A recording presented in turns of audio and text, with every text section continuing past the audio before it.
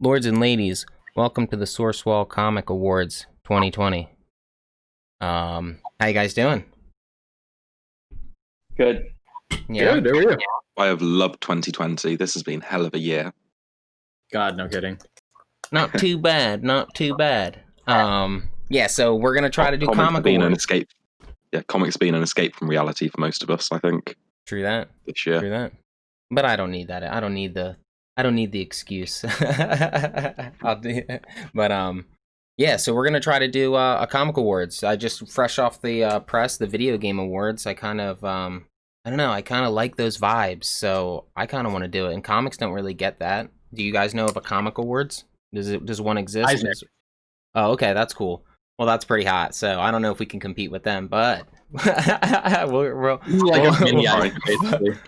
shit, we might as well pack it up, boys. Let's just close up shop. No, but yeah. So Sean made up a list of a bunch of like criteria and different categories, and we're gonna try to nominate a bunch of things and maybe make a vote, and maybe if people watch, you can vote, and you can just or use it as use it as things to pick from if you like what you hear. Read it, things like that. So we'll go around the room and just introduce everybody. Ty, what's cracking? New spot. You're in a new spot. She I'm took using over. yeah, well, the lady's working in the office today, so I wanted to respect her workspace. I'm downstairs in the living room on my Nice. laptop. What's up, guys? How's it going? It's me. It's Tyler Brown, Tyler Brazan, his ass. How's it going? This is awful. I hate myself for that. Just forget that. I hate you too. have You you still should. been cranking out TikTok? Is it still happening? Not much. I mean, I've Yeah. mostly been. I just had school finish up, so I was really focused on finishing that up. I've been blowing up on Twitter and everything, though. I accidentally started a huge discourse, and that turned into like 2,000 comment discussion. That's I have good. not seen this. That's good. Yeah, post that in the Discord. And for those of you who don't know, you can join the Discord for $1 if you'd like to support us Give us on $1. Patreon. Man, that was a good segue. Dollar. And then Shawnee, what's up, man? How are you all doing? Chilling? For the audience at home, you can't see, but I am wearing a Flash t-shirt to rep Yeah. comics today. Yeah. But my He's- camera's too high up. He wanted you to know that. I put it on especially for you viewers at home, and yeah, you can't even see the F I put in. What you need is kind of like what I have, like a little downward shot. Yeah, Where's your camera right now? Is it just mounted to a just laptop? to the right or- of my yeah, it's on like a little tripod by yeah, my a little- laptop. okay. You got to lift it up a little higher, get the downward shot. Yeah, it Yeah. works better from head on though than from the Yeah. side coming down. Yeah, I feel you. I'm always surprised by YouTubers. Like, some people go super professional, and then I look at some people, they have 8 million followers, and they literally do like one of these shots, Right. and they have like Apple with a wire, like AirPod with the wire still, like it's, What always amazes me now, like especially Crazy. now COVID's going on and like people are doing interviews from home, is like you see like these multimillionaire actors and they've got like shitty camera quality and like little wired earbuds and their videos just like so jumpy, and I'm like, yeah. you're a millionaire, just go Do buy a laptop, go do buy some better. proper tech. Do better. Yeah. Yeah, exactly. This COVID was a good COVID exposed anybody out there who didn't have the equipment, because because everybody needed it. Everybody was doing podcasts, like famous people's, like even like businessmen had to do it from home, and it's funny to like see like some people get on and they have like the legit setup. They obviously have a Twitch or something. Like, it's funny, and then you have some Sure. people, they're like still rocking like something ancient. Like, what the hell's going on? So That's what Yeah, it feels it's like funny. I'm on right now with this. Yeah, because you were just graciously gifted yourself with a nice microphone, and it's very nice. You can hear Yeah. me so much better now. and there, yeah. But hell yeah. Sean, did you get to read? How much have you read this week since it's only Thursday? Half of the stuff I'd say. Okay. I read sort of the big ones, and I've just got some of the smaller ones to Decorum though. read as well. Yeah, I read Decorum. Very good issue. Oh shit! Yeah, yeah. Oh shit! I'm excited for that one. I've been waiting a little bit. Yeah, this It's is a weird. really I good don't one. know why I'm like, he's piqued my he kind of gave us these weird things, and then left for a little bit. Now I've kind of like sat on those weird Yeah. things, and I'm like, where the fuck are you going, This- man? You know? This issue ties some stuff together. It Ooh, really cool. That's yeah. nice. Good. I won't say any more, Yeah. but yeah, Yeah. Well, that leads. Oh my gosh. it's gonna be a good discussion on. What the hell? Yeah, it's gonna be a good discussion on Sunday. There we go. Sorry, I was blurry. Yeah, it will be a good discussion on Sunday. But that leads us over to Crave, and now I'm kind of wondering, Crave, what's up? But did you catch up on Decorum? No. Okay. I think I've only read 2 or 3 issues. Okay. Ooh, Get caught you up. need to get on that. Yeah. Cool. Yeah. Do we know? Yeah, Wait, it's Hickman. You gotta, read that all as one giant chunk. oh, I get you. I I get gotta you. really devote some time to it. Do we know when the next ones are solicited for? Is it a long way out, or is it next month? Like, is it because they were coming out pretty decent for a while? I feel like it was only recently Yeah. they took this longer I think break. there was just a small. I think there was like an extra 2-week break between 5 and 6. That's it. It felt longer. It felt like a fucking month. It did feel really long. Let's have a look. It was like a month. It just felt like it felt long. Yeah. Yeah, because this is issue. Uh, One came out no, it around was- Halloween. Issue 5 came out beginning of October, so it was about 2 months. Okay, yeah. So August was Wow. 4, September, October was 5, November, December. So yeah, it's like every 2 Okay. months. Yeah. All But right. 7 solicited for mid-January. Sure. Okay. Okay. They're big issues. Yeah, they are. They are really big issues. Let's see. So Crave, what's cracking though? Sorry, I just Not a I whole won't- lot. Go ahead. Yeah, no. I brought the kids over to hang out with their grandparents, and I'm, in one of the rooms for this. Did it snow? A little bit. We got a Okay. dusting. We got a lot. There were some big flakes yesterday, but Okay. nothing like the folks out east. Yeah, we got a lot. It was decent, kind of fun. Mhm. Fun to wait. Do you have a hill or anything when it does snow that you can go to with your kids? Yeah. Cool. Yeah, we're on a hill. Hell yeah. So, Hell yeah. We got enough snow, 2 weeks ago, and sled down our front yard. Oh hell yeah. Cool. Yeah, I was Yeah. kind of getting worried. I'll be honest with you guys. I work outside, and it didn't snow last Yeah. year, and it's been getting weird. Like I remember when I was a youngin, and I would go outside in the winter and do like shoveling and stuff. I was freezing, and then lately I've been going through the whole winter, kind of like, damn, it ain't that cold anymore. But this kind of Yeah. renewed my faith that it snowed and it was kind of fucking cold. So It's going to get really crazy for a lot of areas right now. My area is not going to have snow at least until the yeah, end of December. you had the fire giants. Now you're gonna get the frost giants. You're screwed. Well, so what happened to us first is we're going to get slammed with a bunch of rain. Apparently, it's going to Ugh. like drown us for a little bit. Opposite of what's probably going on for you right now. yeah, Yeah, but you guys are used to the rain. yeah. It doesn't rain as much as in Seattle as, people as think. they claim. Yeah. Like, Yeah. where does it rain more? Does it rain more in Seattle or England? England Probably- doesn't rain too much. It's just typically very grey and Oh, boring. Yeah, same here. That's right. Yeah, Greg. Yeah. Yeah. I will Earl say Grey, this: Earl Grey. in Seattle, apparently, the Seattle Times just said that Seattle's been rated the saddest city in America. Man, what are we? We're probably I don't know. There was a time when Philadelphia was like Poppin'. murder, capital. of the Literally United poppin'. States. Yeah. So Was that bad? That was a bad joke. I'm sorry. with Philadelphia, I mean, Fun it was- fact: Yeah. at one point, my town in England was voted the date rape capital of either the UK or Europe. that's One probably of the the worst. two, I can't That's remember. probably the You most. guys had a offensive. whole alley for that. Whoa. That's the list you Whoa. don't want to be on. Yeah, that's Yeah. one. This yeah. was like I'm a- 2001, I'd be offended. 2002. We're good now. We're good. Okay. All right. Got Are you better. ever really good though? You I, can I never have really. I have been spiked before, so clearly Oh, not. no. Have you really? Yeah, There's not yeah. a Oh fun my time. god. Yeah. Well, what Yeah. kind of spike was it? What was it? Like was it to put you out like a date rape drug spike, or was it like LSD? I like really have a don't fun remember. Time? I you don't think remember. it was just I remember going out and then like 2 drinks later, I woke up on my like bedroom floor Oh, 12 hours later. That sounds So like you- GHB. so you might have had a good time. You just don't remember. I've been told I was having fun, but I don't remember any of it. Hell yeah, hell yeah. least I've There's they're actually just a heard period about of this. There's a black in my documentary memory. series out there about this, wasn't there? Like a documentary series. I don't know. Probably. Well, Let's I'm I glad don't you're watch safe. documentaries. I'm cool yeah, I'm and glad young. I'm glad you survived. You're good. I've never had that happen. I think I'd Yeah, be. I feel was, weird about it. I I fell feel violated. downstairs when I I got feel home that violated. night. Apparently, I woke up with a black eye. Oh well, that doesn't sound like a fun time. It It was seems to not. be a pretty recurring thing with you, where you come home and you're like, "Oh, somebody threw a bottle at me. I had a black eye." yeah.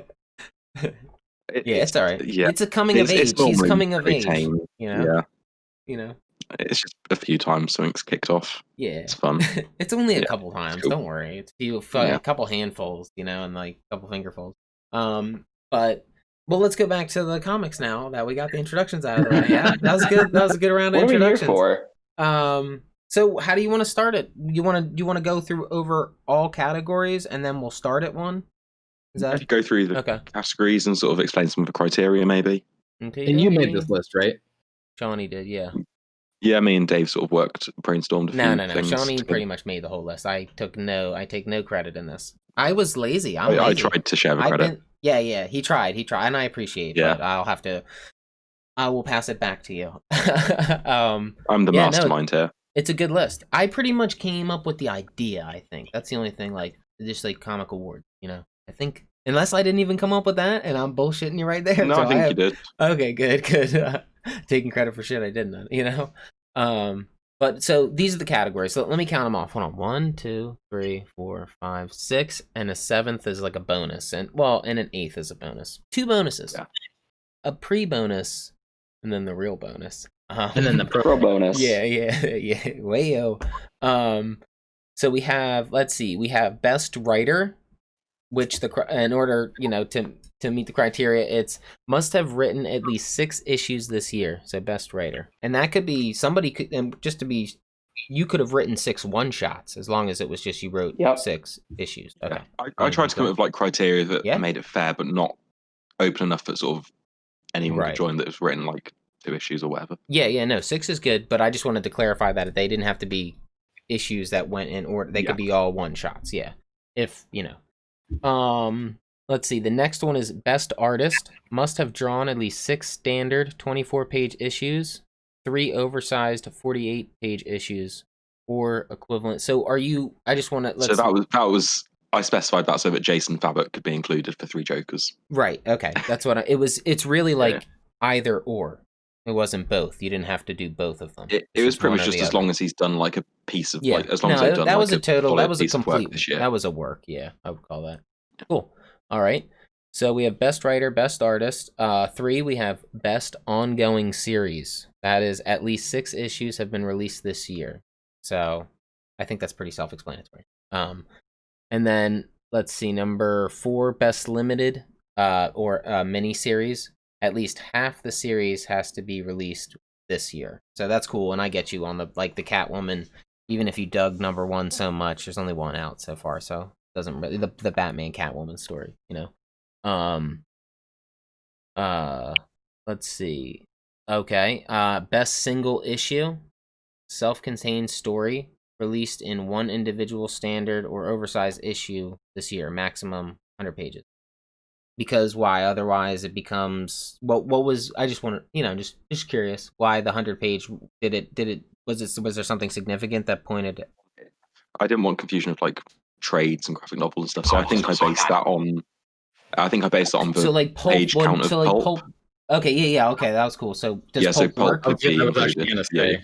Pulp works. Yeah, pulp's fine. Yeah. Okay, that's cool. So that's actually, I mean, eventually we're probably going to have to get to that point now where we're going to have to start having those discussions about like the individual like trades or original graphic novels that are coming out now, because it is becoming more frequent. I mean, we're going to consider the Hecate a graphic novel, right? Sure. Well, I mean, for example, Reckless came out yesterday from Sean Phillips and Ed Brubaker, and I haven't read it yet. But that's I'm really looking forward to reading that. It's a hardcover original graphic novel, and he's been pumping those out a lot lately. Eventually, that's going to be something that's regular. Yeah, we had that prelude to Firepower. Yep, exactly. Yep. It's just like an oversized issue, but it's still like a one-shot sort of thing. Yeah. Image is coming back, man. Image is like making them pop back. It's great to see. Yeah. Yeah. I like Image. Diversify your comics. Diversify your comics. I hear you say that. No diversity. Let's see. We have, I think, let me see which one. The 6 category. 1, 2, 3, 4, 5, 6. Best cover. And this is single cover or best series of covers if done all by same artist. Or, okay, that's cool because that kind of answers a question I was going to ask. Or main or variant combo such as Strange Adventures. Okay, so like I get what you mean with that because that's like a duality right there. Cool. Yeah, because I was gonna say, well, I'll bring it up when we get to that category. I'll just nominate my person and then say why. That's good criteria because it makes mine work. You know, my nomination. And then it looks like we have at the very end for the pre-bonus. Hold on, let me just make sure here. Yeah, this is kind of like pre-bonus. Oh yeah, no, this is it was only one bonus, I guess. We can do one. We'll do one comic highlight and one disappointment. And I get that. That's cool. That's like a nice. It's kind of like a free-floating category. It's pretty much just an opinion, or something. It's like we're all just like, something that Just something we enjoyed this year in the world of comics. And an expectation. Whether it was come through. Whether it was a new series you liked, or whether it was a creator that surprised you, or just anything. I'd also like to add one that isn't on the list. Actually, there was a second bonus, a backlog, just something that a backlog book. I don't know if that. Yeah, just something that you might have read. It didn't come out this year that you were digging. Save that till last, and we can brainstorm. We can have a think. So let's start. Best writer. Okay. So what do you got? Everybody's got 3. Is that what's going on here? Shit. Nominations, yeah. Fucking shit. So if we all have 3 nominations for each category, and then out of those 3, we will all pick one winner. I'm just gonna make it. Category. I might not always have 3, but I'll do my best too. Because most of the time, see what you can do. By the time you guys have said it, I guarantee you've all said my guys anyway. Yeah, but there's going to be some crossover. Yeah. So we're just crossover. The comic. Oh, we have lost a member. Oh, there he is. And he's back. He's going. You guys hear me? Yeah. I don't know what happened. That's all right. The ghouls got you. The ghouls. Yeah. Still got Sean. So, best writer. Sean? Why don't you start it off? Who do you want to nominate in this best writer category? Do slightly different order. Do the one I sent to you earlier. Yeah. Oh yeah. Just because it saves the big ones like best writer and best artist till last. Oh, good call. Good call. Oh. Yeah. Okay. Makes more sense. The order I read it in originally was wrong. So this is how we're gonna start. Boom, boom, boom. Best single issue. Cool. No. Wait, was that what I put? It might be. Wait. I think. Oh yeah. I missed something out. Okay. No. Best cover. Okay, best cover. I promise listeners we are much better organized. I see. Let's start. I see. Best covers. I got it. Shambles. It was my goof. I'll admit it. I goofed it. So we'll do best cover. And it starts with Sean. Nice. Okay. Best cover I'm nominating is the Hawkman 27 cover, drawn by Mikkel Hannon. I don't know if you can see that, if it's focusing. Yeah, that's cool. What, it has all the old heads on or something? It's for JSA, and as far as I'm aware, this was their first sort of big appearance after Doomsday Clock. And the cover's just great. It's like an old photo, and it just looks really cool. I like it. It's vintage. Hannon captures nostalgic. He captures their personas well. It's just a great cover, I think. Cool. Yeah, Hannon's a great artist, and you have a soft spot for the old school, like OG group. I don't blame him. A little. I've not read a ton of their stuff, but I think it was just a big moment after Doomsday Clock where they've been absent for 10 years, and then they came back. Yeah, And that's then there neat. was still sort of that weird period where DC still didn't really do anything with them for a few months. And then Hawkman was the first book that was kind of like, okay, we're going to bring him back. And just, yeah, it's a cool cover. I wish we could post them up. Probably could. I would have had to gather them Do it in prior, though. post. These are do it in post. Yeah, that's a good idea. Well, that's a lot of fucking editing for me. No, but yeah, cool. Do you want to just do one, Sean, at a time, and then come back to you? Do a Yeah, we circle go around. round. Yeah, circle round. Alrighty. Who wants to go next? And we could go. Let's see. Do you want to Yeah, actually? I'm good. Okay, go ahead, Grave. Yeah. So I thought the final cover for East of West 45. I thought that was a pretty cool cover. I have that picture that I shared with you guys of my year in comics. It's by so I think the artist did the cover for that. So that was Dragata. The right one. I think that's how you Yeah, pronounce that's it. cool. It's just trying to think of the name of the type of picture, but it's just a compilation. It shows every single kind of major character at the very end of the series. Just a mishmash of all of it. That's cool. So yeah, a gathering. That's dope. Yeah, that's a series I've always wanted to get into, but just never got around to it. And by the time I wanted to get around to it, it was already nearing the end. It will be in the backlog at some point. Yeah, that was one of the reasons I wanted to wait on Decorum. Is everyone says that that was a 45 issue series that took a long time. That started in 2012, 2013, so it took 7 or 8 years to do 45 issues. So people thought it was a pretty slow story, but I read all of it almost back to back, and I was like, oh, this is amazing. Issue of Hickman as well. I feel like he's got a reputation for not finishing projects. Mm-hmm. Yes. So yeah, if it's going to be an ongoing, it's probably best to come into it late when it's finishing. Yeah, that's when I started collecting. November, December of last year, when I found out East of West was coming to an end, I was like, time to get it.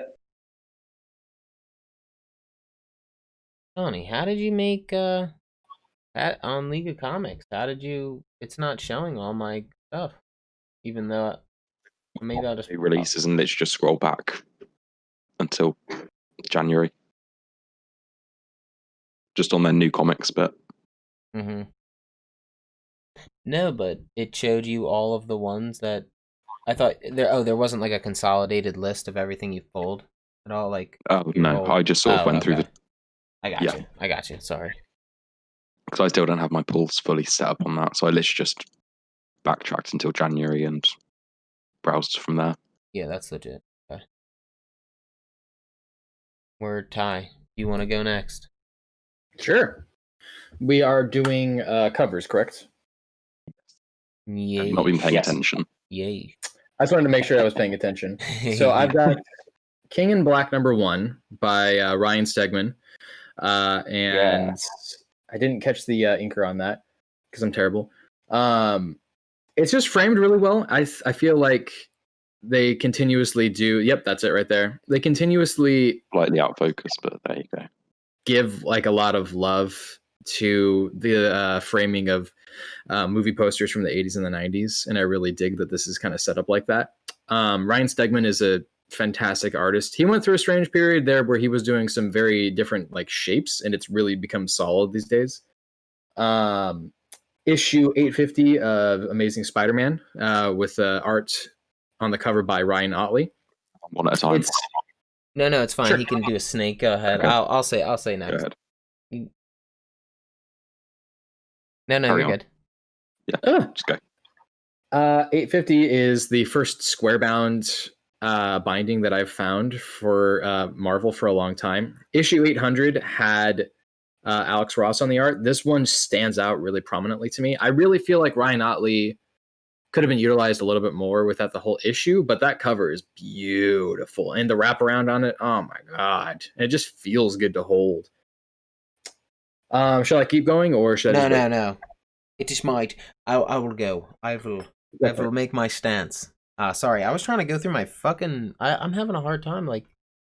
I do have them all on here, but they only show up on my phone in this one category because I was looking at it today at work. But I would like to nominate the 5th issue of Wind. Can you bring it up, Sean? Is that a possibility? Getting it now, yeah. Yeah, it's the bandage. It's the bandaged man. He's just cool. He looks like Hush, so I think he just kind of maybe just puts me in that mood, of like the Batman character, Mm-hmm. But like, yeah, he's just a mean And the looking colours on the effer. feathers are cool. He's It's mean really as good. shit. And yeah, like who did the art, Sean? Michael Dialinus. Yeah. He's doing the art inside too, obviously. I mean, it's Yeah, he does it all. Okay. Yeah, he's really good, man. That dude is tops. So that would be my number one. And I'd like to go last again because I need a sec because it took me a sec to find that. But go ahead. Anybody want to do their number two? Okay. Yeah, so I'll go. It's the cover for the Robin 80th anniversary book. Art is by nice. Lee Weeks. And I just really like the colours on it, the way it uses sort of negative space in his costume with the background. Nice. And it's just such a cool image. Yeah. Lee Weeks, man, he's really great. I want him to do more work, but he's doing like Green Hornet at Dynamite right now with Lobdell, and it's like, do a proper book. Yeah, and don't work for Dynamite. Come on. Yeah, and don't work with Lobdell. I don't know this. Can we take a segue just to tell me what's the Dynamite beef, just so I know? Dynamite did that whole scandal earlier where they hired a bunch of Comicsgate artists. Well, not a bunch. I think maybe one Comicsgate artist to do a cover, and it turned into a whole shit show thing. Gail Simone disavowed them. Mark Russell disavowed them. A lot of people who worked at Dynamite, who have worked in the industry, both at Marvel and DC, and Aftershock, etc. We're all just like, dude, fuck this, I'm out. Some comic shops were even like, I'm never ordering from Dynamite again. People getting caught in the crossfire, being fools. And I didn't know Scott Lobdell was doing the Green Hornet series. That's just like, look, I really don't want to be the guy who gets who's negative on people who are creatives. I'm just saying that, like, I've read Scott Lobdell's work and I've never been like in love with it. Sorry. No, but he's also a trash person who's had some accusations made against him in the past. Of harassment, yes. Yeah. So, yeah. I don't know. I'm not policing of people, but I mean, if those allegations are definitely true, he definitely is a trash person, which definitely adds to my distaste of him. But yeah, Lee Weeks, Robin cover, very good. Ooh, shit. Wait, why'd you was that the only time? Did you flash it before, or was that I held it up earlier, yeah. Oh, okay. That's the wrong one. Hey, yeah, trying to get a spot on it. Yeah, that's fire. Ooh, that's Hi, fire. guys. Welcome to our new episode of Disorganization, Tyler Brown style. I never claimed be organized. No, dude, I'm a mess. I'm a mess of a person. I'm a mess in my head. I'm a mess in my pants. It's okay. Oh. We know. It's okay. We love you anyway. Here, I'm just pasting something in the chat. We'll come back to it though. But that's so you can find it, Sean, and show it. What about you, Crave? You want to do number 2? Yeah. So We Live, number 1. I really like that. That also had a wraparound cover with a flap that folded out, so it was 3 panels wide. Oh, that's fire. That's fire. I love the art from that one. Yeah, but it's on your phone. Yeah, I don't have it in front of me. Do you have the ability? Would that be cool if you could? That'd be cool. So really, you're saying it's like ultra wide? It's like panoramic, widescreen. Cool. Yeah, that's real cool. Nice. I mean, the single part stands alone on its own, but adding those 2 extra panels is really awesome. Not to mention the fact that there's so much creativity going into that series in the first place. Like, it's just got so much going on for it. I dig it. The music. Yeah, it's a comic book with a soundtrack. Yeah, that's cool. How fucking rad is that? Yeah, that is innovative. It's a shame we only have 2 issues. We only have 2 issues this year, so it can't really be submitted for a lot of the other categories. That cover was pretty great. That one just came out. Right. We got 3rd issue today. Actually, how many do we know if it's an ongoing, or do we have Yeah, a I was limit? about to find out. I was gonna say if it was a 5, then I would say then it's good. You can recommend. You can. Yeah. If it was a 5, but I don't know what it is. But yeah, I'm kind of salty I didn't get that. I had an opportunity and missed her. They did a variant cover for the second printing. Same cover, just a different color palette, and that was pretty cool too. Yeah, that's It was neat. a red color instead of green. Yeah, going from spring to fall. Yeah, it was quite cool. Okay, Who who's hasn't given the number 2? I haven't given my number 2. Have you, haven't. Shawnee? Yeah, I did the Robin one as my number 2. That was yours. I thought that was Ty. Yeah. Ty did 1 and 2 at the same time. Oh, that's right. Are we doing multiple things for every category? Well, if you got it, I guess if you got it. Yeah. Hey, smoke it if you got it right. All right. My number 2, which I feel like is a cool one. I posted it in the chat. It's like, I don't know. Actually, does it count? What was this for? We're doing best cover. Yeah, these should count. It's more of like a series. It's a series though, but it's like they've 3 of them. Oh, scroll through them. Yeah, they're like it's the Teenage Mutant Ninja Turtles like best of, but they're really cool covers. Like because if you put them all together, they look dope. Ooh. Yeah. Wow. Yeah. So that's It was just cool. those 3 for now. Right, but where's Michelangelo? yet. He's too busy fucking Last Ronin fighting right now. So we'll find out. But yeah, they are cool covers. Who did the art on those? Do we know? I don't know. It's more like a Andy Warhol kind of poppy type deal, like almost, or whatever you want to call that. So it's pretty neat. I've been collecting them. It doesn't I don't know say why. the creative I have team like on a soft spot for the Turtles, and I've never read any of the comics. I watched the show when I was a kid. I like them. Cover artist is James Biggie. Yeah, well, he's doing a good job because it's just cool for it's like a collection, you know. They're like the stories are collected, you know what I mean? Of like they're miscellaneous stories of the best tales, you know. So for each turtle, so that's cool. That's my number 2, and then yeah, I think I got a number 3 here somewhere. Give me a second. Okay, if I do my number 3 now. Sure. So this is the main and variant cover for Strange Adventures number 1 because it works really well in like a dual image, and all the mains and variants of that series are great because they all sort of mirror each other. And yeah, it's just a really cool image. So Mitch Gerrards does the main cover, and then Doc Shaner does the variant. Yeah, but that was and they always line up pretty cool. Wait, but that right there, that's the number 1, right? But that's the number 1. This is both of them edited into. I thought didn't they release a number 1 whatever? They did do a director's cut that had like a director's cut. Yeah, that's what I was wondering, a director's cut. They had a couple different. Well, hang on, they didn't release an actual cut, did they? I don't know. I just remember they did do a director's cut. Howdy, my lady. Yeah, they did. We did get a director's cut with it. Well, I need to get that now. Let me get the cover up because it was cool. Yeah, so that's the director's cut, right? Yeah. Yeah, that's cool. That's neat.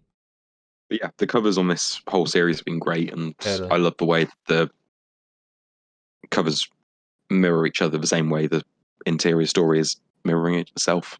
Yeah. Trippy. Dude's a good artist. So yeah, both of them are. Mitch Gerrards and Doc Shaner. Both great. Because I want to see, because I like the Mitch Gerrards one, but I realized the Doc, what's his name? Shaner? Doc Shaner, yeah. Shaner, okay. He's got quite that vintage.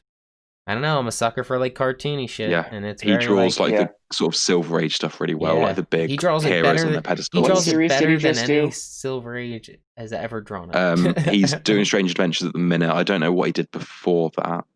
Yeah, I'd like to. He's done a lot of series. One of his more popular ones was the Johnny Quest series. Okay. Hanna-Barbera line that was coming out from DC.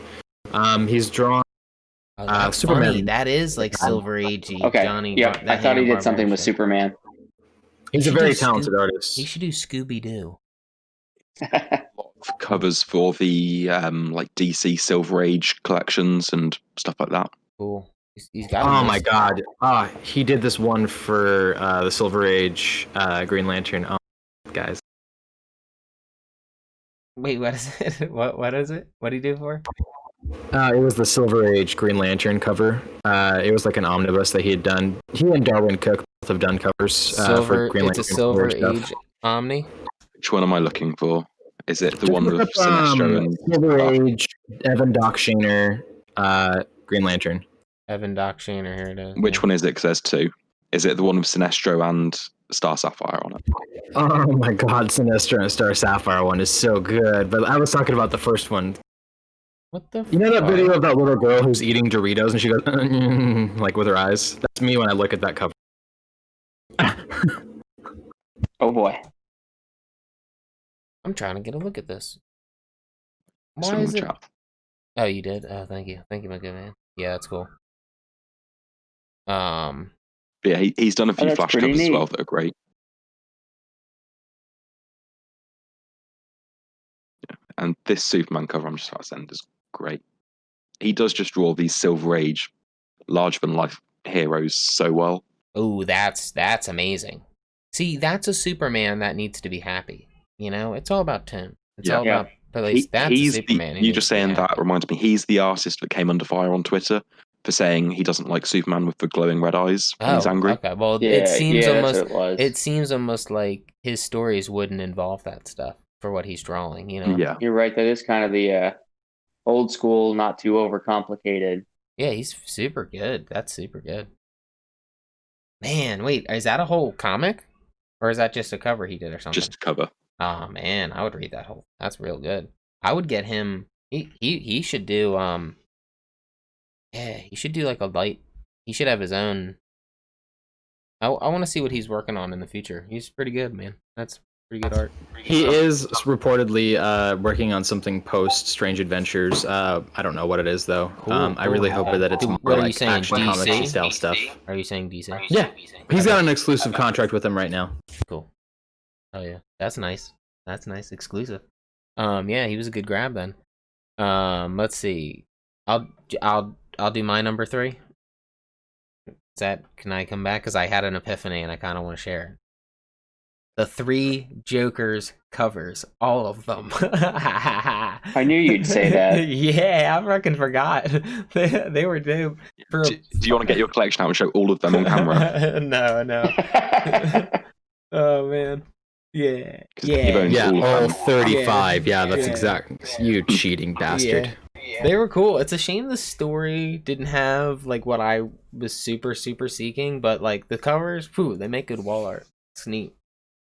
So that was a good one. Yeah, read it. I want to. Yeah, and that was cool that they did that. Like that was a good. You know, I'm just surprised the story. It didn't have whatever impact it was claiming to. But it, I like me and Crave have said, I'll still read whatever's to come. I want to read it. I just. Yep. I Same. didn't know. It's Jeff Johns, so I'll read it because I'm Yeah. a bitch. Yeah. Alrighty. I love you, Jeff. I love you. So yeah, hell yeah. So at least I got 3. I got 3, baby. I got it. I did it. All right, who's next? Okay. Do you want me to go? Hey, if you'd like. Sure. It's really easy for me. It's the Green Lantern 80th anniversary by Liam Sharp. That's cover A. There's like 8 covers as well, but I'm gonna choose this you. one as the like main the one. decades covers. Mm-hmm. And don't get me wrong, they're all amazing. I mean, the Ivan Reis one is the one that I collected. Ivan Reis, I'm a slut for, but I'm going to go with this one specifically because I think that it stands out more. It's a very unique, very different artistic take. It kind of has it Star feels Wars feel. Yeah, there you go. Thank you. Yeah. That feels very exactly cosmic, like that. Flash Gordon. Yes. Yeah. I Star nearly Wars. picked this cover, but I have one big issue with it, and it is. What's that?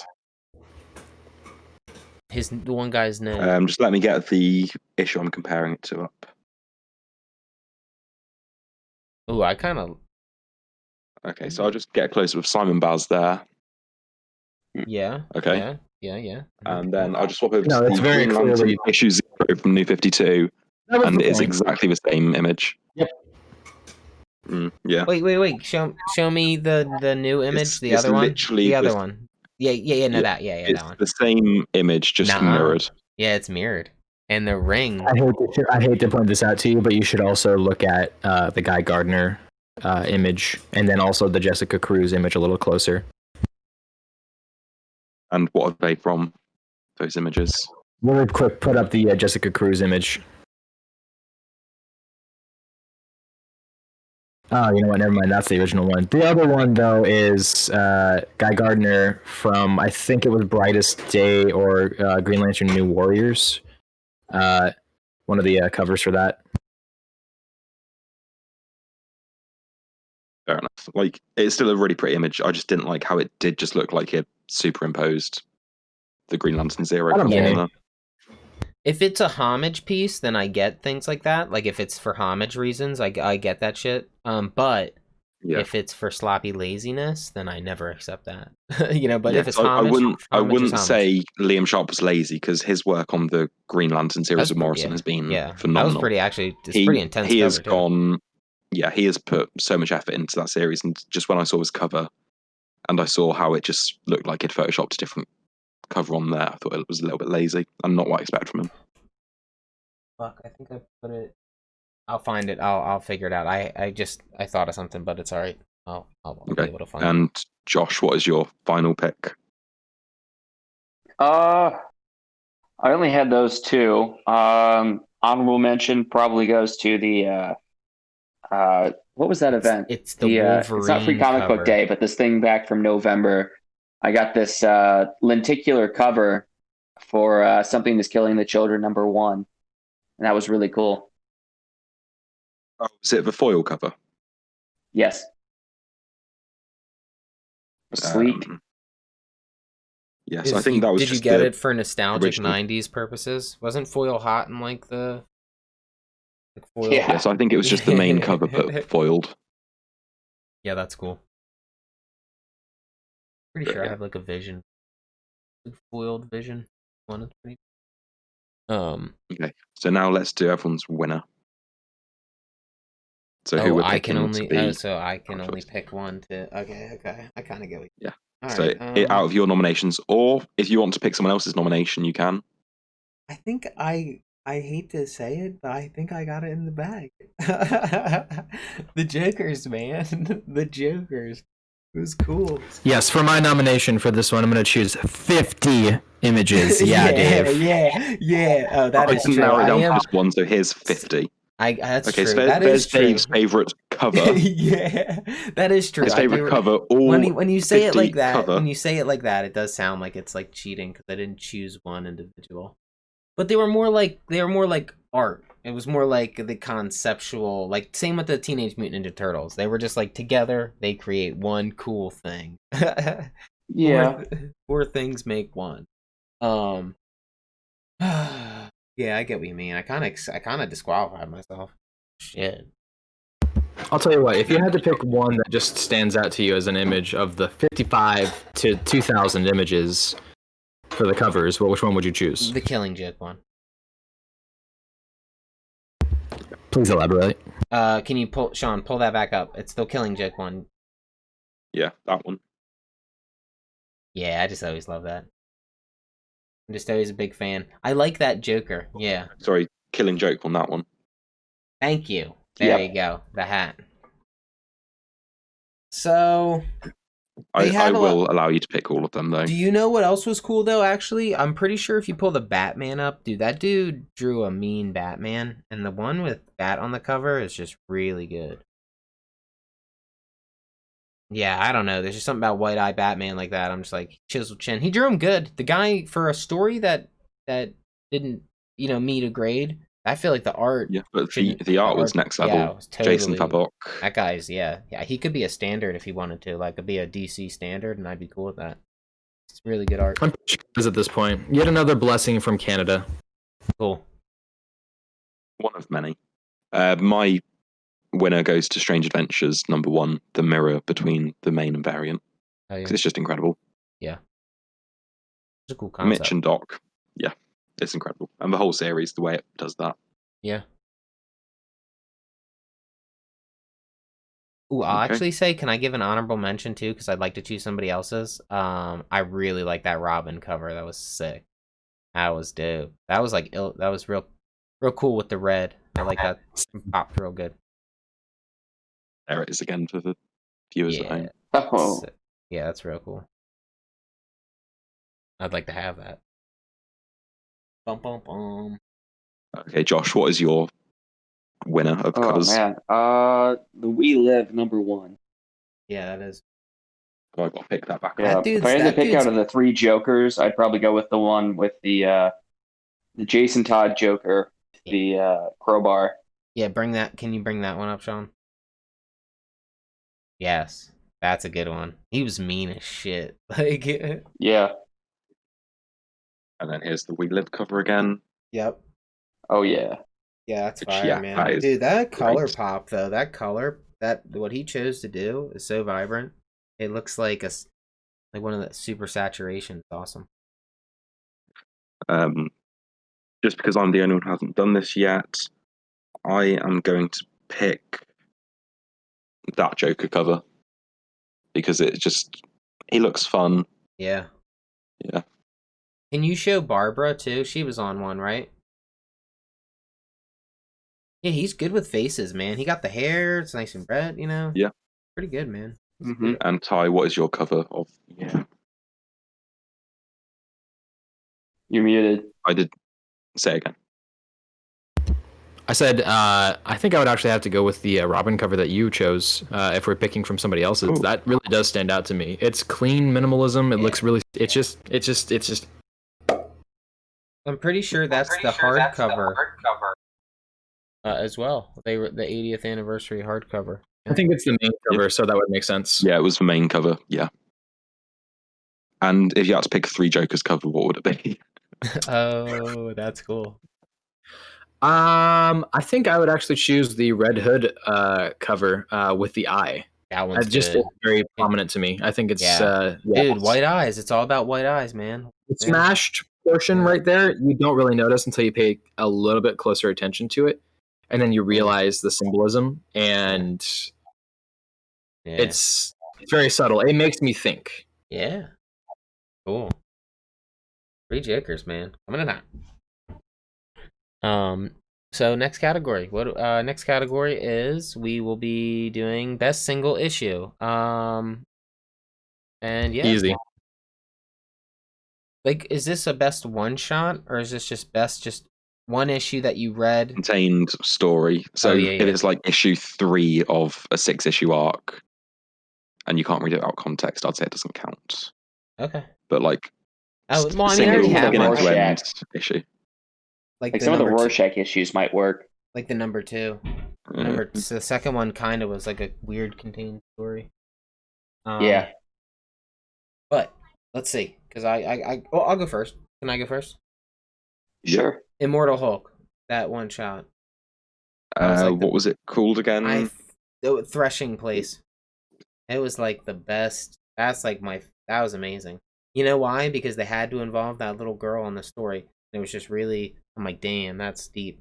So that was really good. Yeah, that's like one of the best. And like Hulk, Hulk, he has that. He gets to express himself too. Like he takes away her pain and stuff. It's good. Yeah, it was a powerful issue. And then at the end, he walks off. What a good. I photoshopped that into a phone wallpaper for you, didn't I? Final page. It was dope. So yeah, I'm a big fan of that. That was amazing. That's mine. That's me.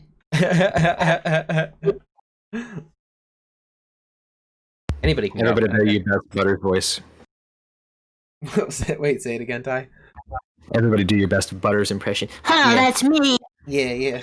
Oh, geez, I love, dude. Oh man, Butters. His dad just makes that. His dad makes the character because the way he rips on Butters, he's like, "God damn it, Butters." What's he say? Like, he's like, stop admitting to things you didn't commit, you know, like, and he's just, oh, Dad, just the way that goes down is their relationship's amazing. So that's like me and my son. That episode where he was doing like PI work for his mum, and he like followed his dad to like that gay. yeah, like that shit. And his He my was god, like, "Hey and Dad, him why are just, you wrestling with that guy?" oh my god, The episode where they had all of the Like his mother tries to kill ninja him in the weapons. car. So like locks him in. All of the Sorry? characters became the like Teenage Mutant Ninja Turtles, and Butters yeah. was just a dog, yeah, and he had a With a shuriken in his eye. yeah, that was that I one. want to point something out real quick, That one hurt. Sean. When you brought up about how his mom tried to kill him, do you know that's a real thing that happened, right? Like a Trey Parker. No. thing. Most stuff is In real life. play on what's gone down in real life. For Trey Yeah, Parker, so- you're saying, and Matt Stan? So what Yeah, happened? they draw was- on the real world all the time. all the time. No. Yeah. I thought you meant he Yeah, was. Yeah, I know. Was It's it? sort of. Yeah. Are you pulling? Is it pulling from Trey Parker's mom hating him or something? No, Or are you saying just? Oh, okay.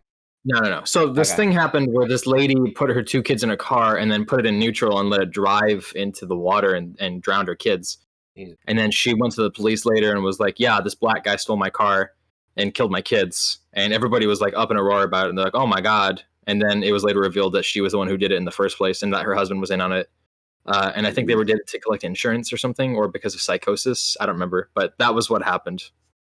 The whole joke of that episode is it was a black guy, and how easily people believe Right. racist Oh, things okay. in the media. Yeah.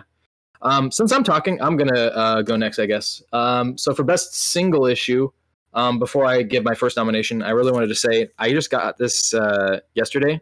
It's the Immortal Hulk King in Black tie-in issue. This was really good. Still Al Ewing on it. Cover's also really good. Aaron Yeah. Cooter couldn't give me original art because he's been working on this. But I think it's really good. The one I'm actually nominating, though, is Detective Comics issue 1027. Reason being is, yes, thank you very much, is because I don't really pick up a whole lot of anniversary issues unless it's like pretty big to my collection. And Detective Comics, even then, isn't necessarily a big part of my collection, but I was like, I really want to see what this is. And this was really, really good. Every story was banging, way better than Detective Comics 1000. Yeah, I agree. Teams were brilliant. One of my favorite ones was the Chip Zdarsky Matt Fraction storyline. They all just stood out. I think that's really rare to find, that every single story banged out, and it was just such a superb storytelling experience. Yeah, because I'll say the Detective 1000 issue was just more like, here's some cool Batman stories, whereas this was like, here's some interesting Batman stories.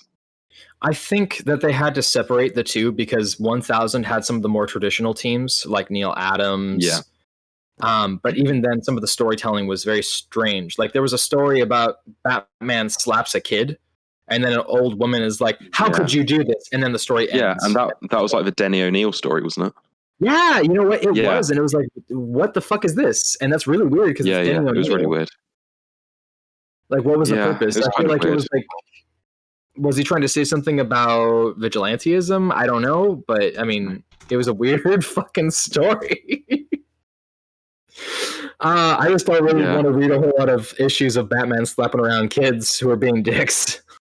When he slaps his dick in one issue, doesn't he? We've all seen the famous meme. Of course, slapping Yeah. dick around.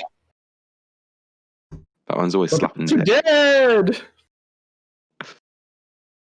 It's a bad thing to laugh at, but I can't help it. What did you do on your podcast this week? Well, I laughed about dead parents and slapping kids. Oh, this is stuff I'm going to share with my therapist, and she's going to bring it up to me and be like, "So tell me why you did this. Why you're wrong. Tell me why you're bad."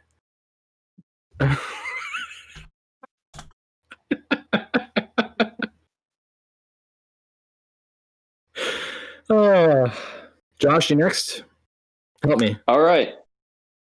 Yeah. So this comic came out just over a year ago, like end of November 2019. So it's probably, maybe it's not in the running or not. I only found out about it in January. So it was this year for me. But the White Knight presents Von Freeze. So it was a Mr. Freeze origin story and a little bit of the present day. well, it jumps between like 3 different timelines in the White Knight universe. That is a really good issue. It's a really, really good Yeah, issue. it paints And a him really good in a cover. very sympathetic light. It really doesn't go into anything about him being, a villain or anything like that. He's just, an ally of Batman and the Waynes. Really ties his history together with theirs.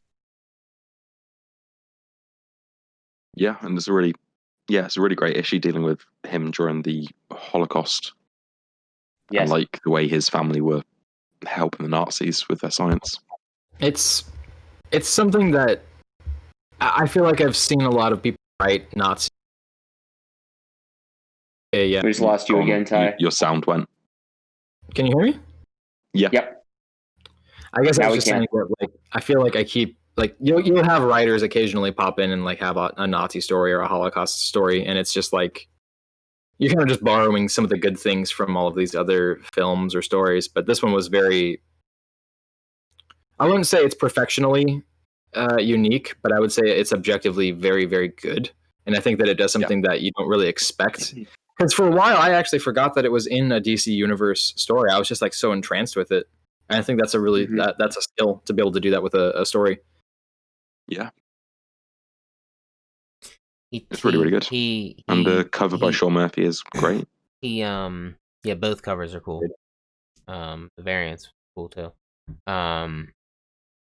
He did that's how you know Sean Murphy's a good writer. He proved this one shot proves it, like right in there. Because did he write it? Oh yeah, he wrote it. Oh wow, okay. I thought that he wrote it with Klaus Janson did the art. Oh, I thought Klaus Janson did the art and the story. Okay, awesome. Unless he co-wrote it, maybe. Give me a second to have a quick check. I don't know. Maybe he just gets like, writer stuff because it's his universe. I don't know. I'd like that would make sense. No, he did the script and Klaus Janson did the art. So it was all Murphy. Okay. Yeah, Great. that proves. That's why I feel like I like his White Knight universe so much that you could just read this one story and know that this guy's a good writer because he goes into the Holocaust time period, weird touchy subject, depending. Some people do it good, some people do it bad. A lot of people do it bad. Agreed. And he wrote it really good. And it was like really like, yeah, I get what you mean. Like, it's not anything game changing or whatever, but it was damn good, and I did not see it coming like that way at all. So yeah, and it definitely still stands out. Such taste. It was really well done. I might actually go read it after this. Yeah, I love my variants. Oh, I should have put them. Oh well, that was last year. See, we can't nominate this. It was last year because I would have picked it for cover because I so the variant cover was Klaus Janson. Yeah, I really like it. Yeah, no, I like the original cover a lot more. Yeah, Sean Murphy does great covers, very stylish. Yeah, super dope. There's a really cool scene in White Knight where like he's I took a photo of it on my Instagram. It's him. It's kind of like the cover on that, like where he's looking at his wife and holding her, or like putting his hand on the glass or something, and he just says like home or something. It's really dope. Dope ass scene. Dope as fuck. So my nomination for single issue is That Texas Blood #1, written by Chris Condon and art by Jacob Phillips. Interesting. This issue was like a real slice of life in the day of a small town detective, and it had some emotional weight behind it. And yeah, it was really good. Dave read this as well. Yeah, Joe Bob. And yeah, the whole series was pretty good, but this first issue was a really strong. I'm kind of glad standalone. Here's a day in life kind of thing. I'm glad it's an anthology because, but I just wanted to keep I want to keep circling around Joe Bob and maybe make something super deep. I want like you guessed it. I want Joe Bob to die. Terrible person. I hate you. All right. I hate you. Why are you the way that you are? Who hurt you? He's just. Who's going to nominate an Ice Cream Man issue? None? I'm not because I haven't read it. I haven't read any, even though I do. Haha, and it looks very good, and I wish I would have known about it. I would have picked it up in Skinnies. Yeah. I sent that picture earlier, Tyler. Catch up. No, you didn't. I did. Nope. I did. Yeah, he did the infinite stuff. Yeah, everything infinite, Yeah. infinite Oh yeah, tinies. you see let's Nightwing in I there can do it right swinging now. like he's Spider-Man. I'm gonna recommend. I know, because I'm trying to pick like one shots for this category, not just like a single. Even though I guess I could pick one single issue, but maybe I'll just shout this one out real quick. Here, let me copy it and put it in the chat. I picked That Takes Blood because it was a stand. Even though it was issue 1 of a series, it was still a Yeah, it's a standalone standalone issue. story. Yeah. No, I understand but I still, for some reason, I thought of it as one shots. This is a cool one shot. It's a blacklight issue, and it's neat, real neat. About a Russian What is it, sorry? superhero. I think it's called Mystery I don't know. This says Mystery Octobrina or something, but it just says Mystery on the front, but it's spelled weird on the cover, so I never really knew. It took me a while to find it, to be honest with you. I was trying to find it. You send me a link so I can get a picture up to. I think I put it in the chat. Oh yes, you did. Yeah, that's hilarious, Crave. He is swinging. Jeez, how did you read that? You got dyslexia, and even I can't read that. What do you mean? What happened? The title just. Oh, it's like there's no vowels. Yeah, I think. Yeah, it was hard to find. I think it's supposed to be Mystery Octobrina. You know? It's Mxyzptlk from Superman. yeah. He's entered this whack world. So anyway, it's a blacklight. I just think it was pretty revolution. It's like revolutionizing the game. I like things that like innovate, and this thing kind of innovated. You have to use a black. Well, you don't have to, but you can use a blacklight, and it f's with all the art real good. It's cool. Sounds pretty cool. Yeah. So I just wanted to shout that one out. Really neat. I guess it's gonna be my one. I'm gonna pick it. It is my number 2. It's just Spoilers. Yeah. Oh, for your nomination, sorry. Yeah, for my nomination. Yeah, it's my number 2. Yeah, I'll use it. I just it was cool, and I just needed a bigger blacklight. Don't use a little tiny. I have a little flashlight blacklight. It's fucking useless. You need just something that widespread, so you can kind of just scan the whole page. I was kind of like fucking using it, trying to shine it like a little light. It was dumb. I needed a bigger. Need one of those light bulbs that you can just plug into a lamp. Yeah, exactly. I just needed. Yep, that would have been perfect. So, it was cool. It was neat, and I thought scan the crime scene. It kind of I'm afraid. I thought it was innovative and cool, and I thought that it kind of like pushed maybe cool like idea. Immersion, of how you do things. So I know I had one other thing that was really cool and immersive that I don't know. Me and my shop owner were talking about. There's a lot of good gimmicky stuff going on this year. Gimmicky. And some of it sticks, some of it doesn't. I thought that one was. There's a soundtrack in We Live. That's I was talking with my local comic book shop, and they're like, back in the 90s, some comics used to come with like a CD to listen to while you read the comic. I know what my number 3 is. Okay. Has everyone done their number 1? Yeah, I think so. Ty? I did a number 2. Yeah. Yeah, Stacey's number 2. Okay, someone else do the number 2 now. All right. Okay. Josh, do you want to go before me? Yeah, sure. I'm going to go with Negan Lives. Oh, that was my number 2. Really that was my number 2. That's a great All one. right, I think that's our winner. That's a great one, dude. That one was. I didn't even fucking. I didn't even read the Walking Dead. We all book. pick Negan Lives as a. Yeah, but now I can change mine because I have another one. But that was on. No, please don't. I want you. No, I want to recommend another one anyway. Oh, on top of it. That was a great surprise. Yeah, came out of nowhere. I think there was little notification that was coming out. And he hooked I think up it was all like the a week shops. before. And he hooked up all the shops. It was like a present.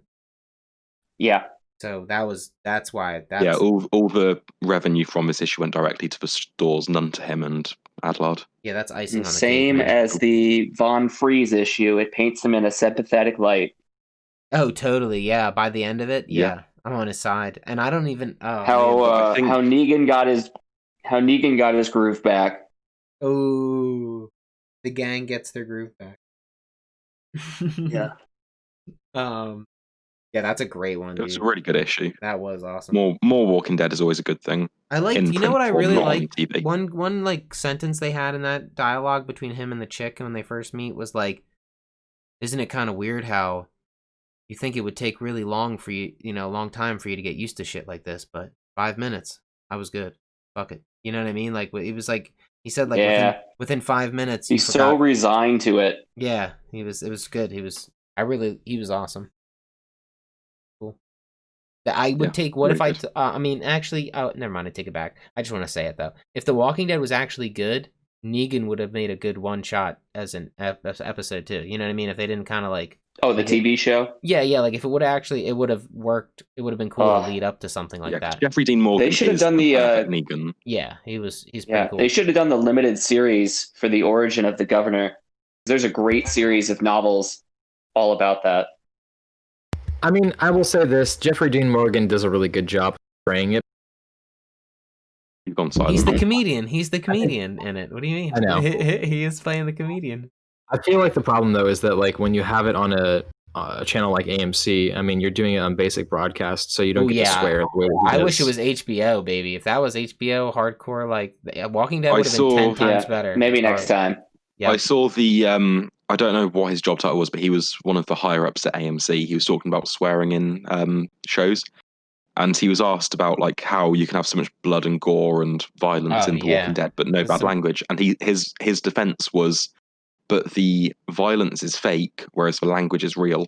Oh, I hate that. Is that Sakurai from Smash Bros? He wasn't allowed to use an iconic character who had big boobies, and he's like Sakurai. I don't know if you guys know who Sakurai is, but he's pretty much like this Super Smash Bros that came out for the Switch is like amazing. Like it's like a work of art. Like it has every fucking character ever like in a Smash. It's cool. He did a good job to like resurrect the thing. Anyway, he's putting all this hard work in, and he wasn't allowed to include like this lady who was part of like should have been included because of her boobs, and he kind of expressed the same feelings. He's like, oh, we can have as much violence as we want, but one titty. Like one titty just that throws the whole world over the edge, and you're like, yeah, you could be beating the shit out of people, but one titty, it's kind of weird. It is weird. Yeah. In America specifically, there's this thing with obscenity law where they actually tie it in sexuality. Yeah, they make it. Yeah, they make it political. Yes, absolutely. And the thing is, the FCC in specific has devised certain obscenity laws that they've upheld. It's this whole obnoxious ass thing. So you can have violence out the woo-ha, but no one bats an eye at. But so you have something that's sex or sexualized in some sort of way. Then there's obscenity laws, and then there's a test that you have to take to determine whether or not it's something that can be considered obscene and it can be fined. It's called the Miller test, and it's like, does it have value in society? Can it give you some sort of philosophical, intellectual, blah blah blah good? And it's just this really obscene, stupid, ridiculous like idea. Meanwhile, in Canada, it's the opposite. Things that are sexualized, they don't really care about. But if it's hyper violent, then they're like, "Oh, we should moderate this." Yeah, it makes sense. Violent, scary. Who's got? Did we all go through number 2s yet? Yeah, my number 2 was Negan Lives. Ty. Oh yeah. Same. Okay, I'm gonna number 3 Okay. it then. Yeah, let's jump into number 3s then. We Live. Easy. Number 1.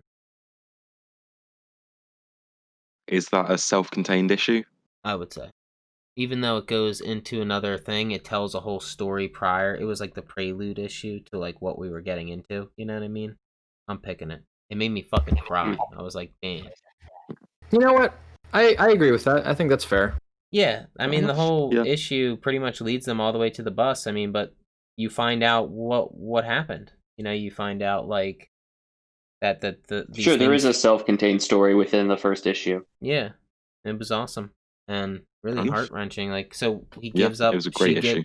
She gives up the thing to her brother. Like, damn, I wasn't expecting it. I read that 10 minutes before the podcast, and I was blown away. Yeah, same. Blown the fuck away. I told Josh I was going to read it, and then it got to like 20 minutes before we did the podcast, and I was like, oh shit, I still got to read that. And I opened like the second page and had a QR code for the soundtrack, and I was like, okay, this might be alright. And I listened to the song while reading it, and I was like, holy shit. Mm-hmm. Like, this is and really, incredible. that really I didn't know it, and you sent it to me, and while I was reading it. Awesome. Yeah. And like, it's like the third or fourth page where you can just see like this guy inside his house hanged himself. Yeah, dude, that's what I'm saying. And that was when I was like, holy shit, this is a dark series. I gave 2 one-shots. This counts as a self-contained. I'm counting it. Because it really did just set a super big tone. It could have been a prelude if it wanted to. Would we count the Firepower prelude as a self-contained story or no? Yeah. The OGN or it's weird. It's weird because maybe yeah, it is kind of the original graphic novel. Yeah, I mean, it is kind of. It is. I'm going to let it pass. Yeah, no, it definitely is. We'll leave it in there. We live. She's there. Because people should read it because it's really good. It is so good. Very pretty. That's me. That's me. I'll throw mine out here next. It is The Other History of the DC Universe, #1 by John Same. Ridley and Giuseppe Camicoli. Yeah, this was a great issue. It's fucking... It just hits you right away. Every page. Like, There's a lot of writing, right? Came in expecting the series to be like writing. I don't really find a lot no. of prose in comics, and I don't really appreciate a lot of prose in comics typically, but this is very emotional. This is very thoughtful. I mean, the art is a love letter in a lot of ways. Yeah. Is it different from what you expected? Yeah. Yeah. Like, the issue has absolutely no dialogue in it. It's all told through prose over different scenes. Mm-hmm.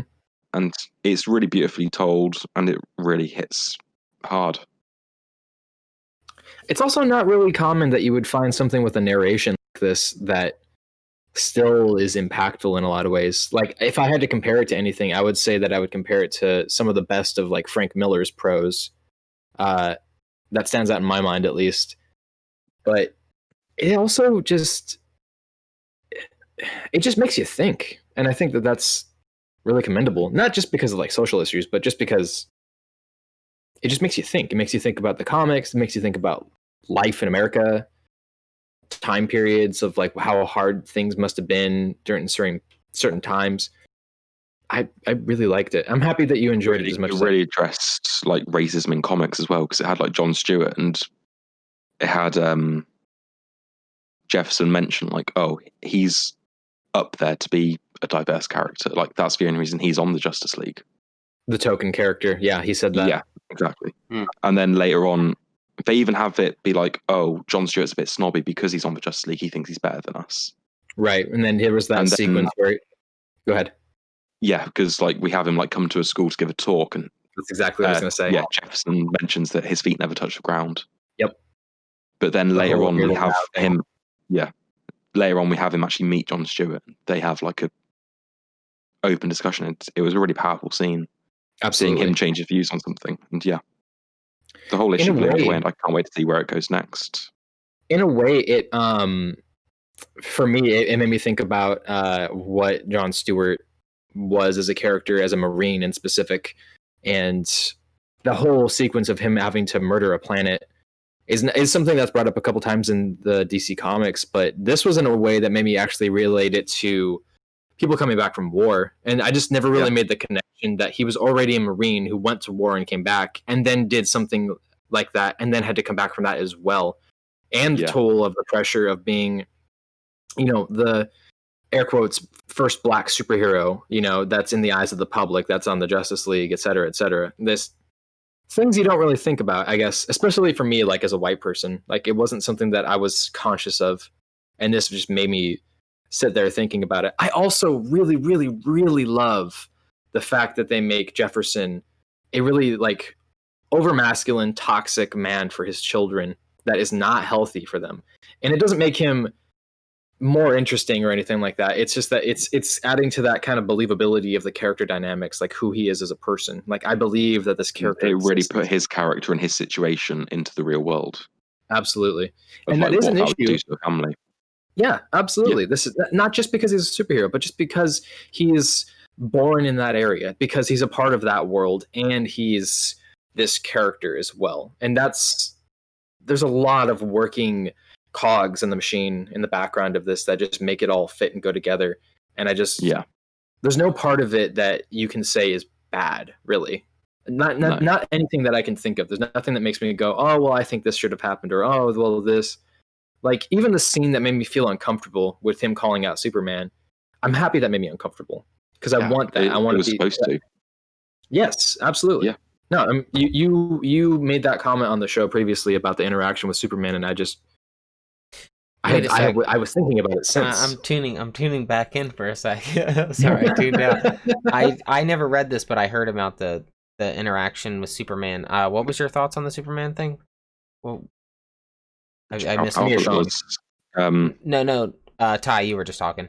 What did you? Sorry, I missed what were your thoughts on it? Like on his. You said it makes you feel uncomfortable. What made you feel? Yeah.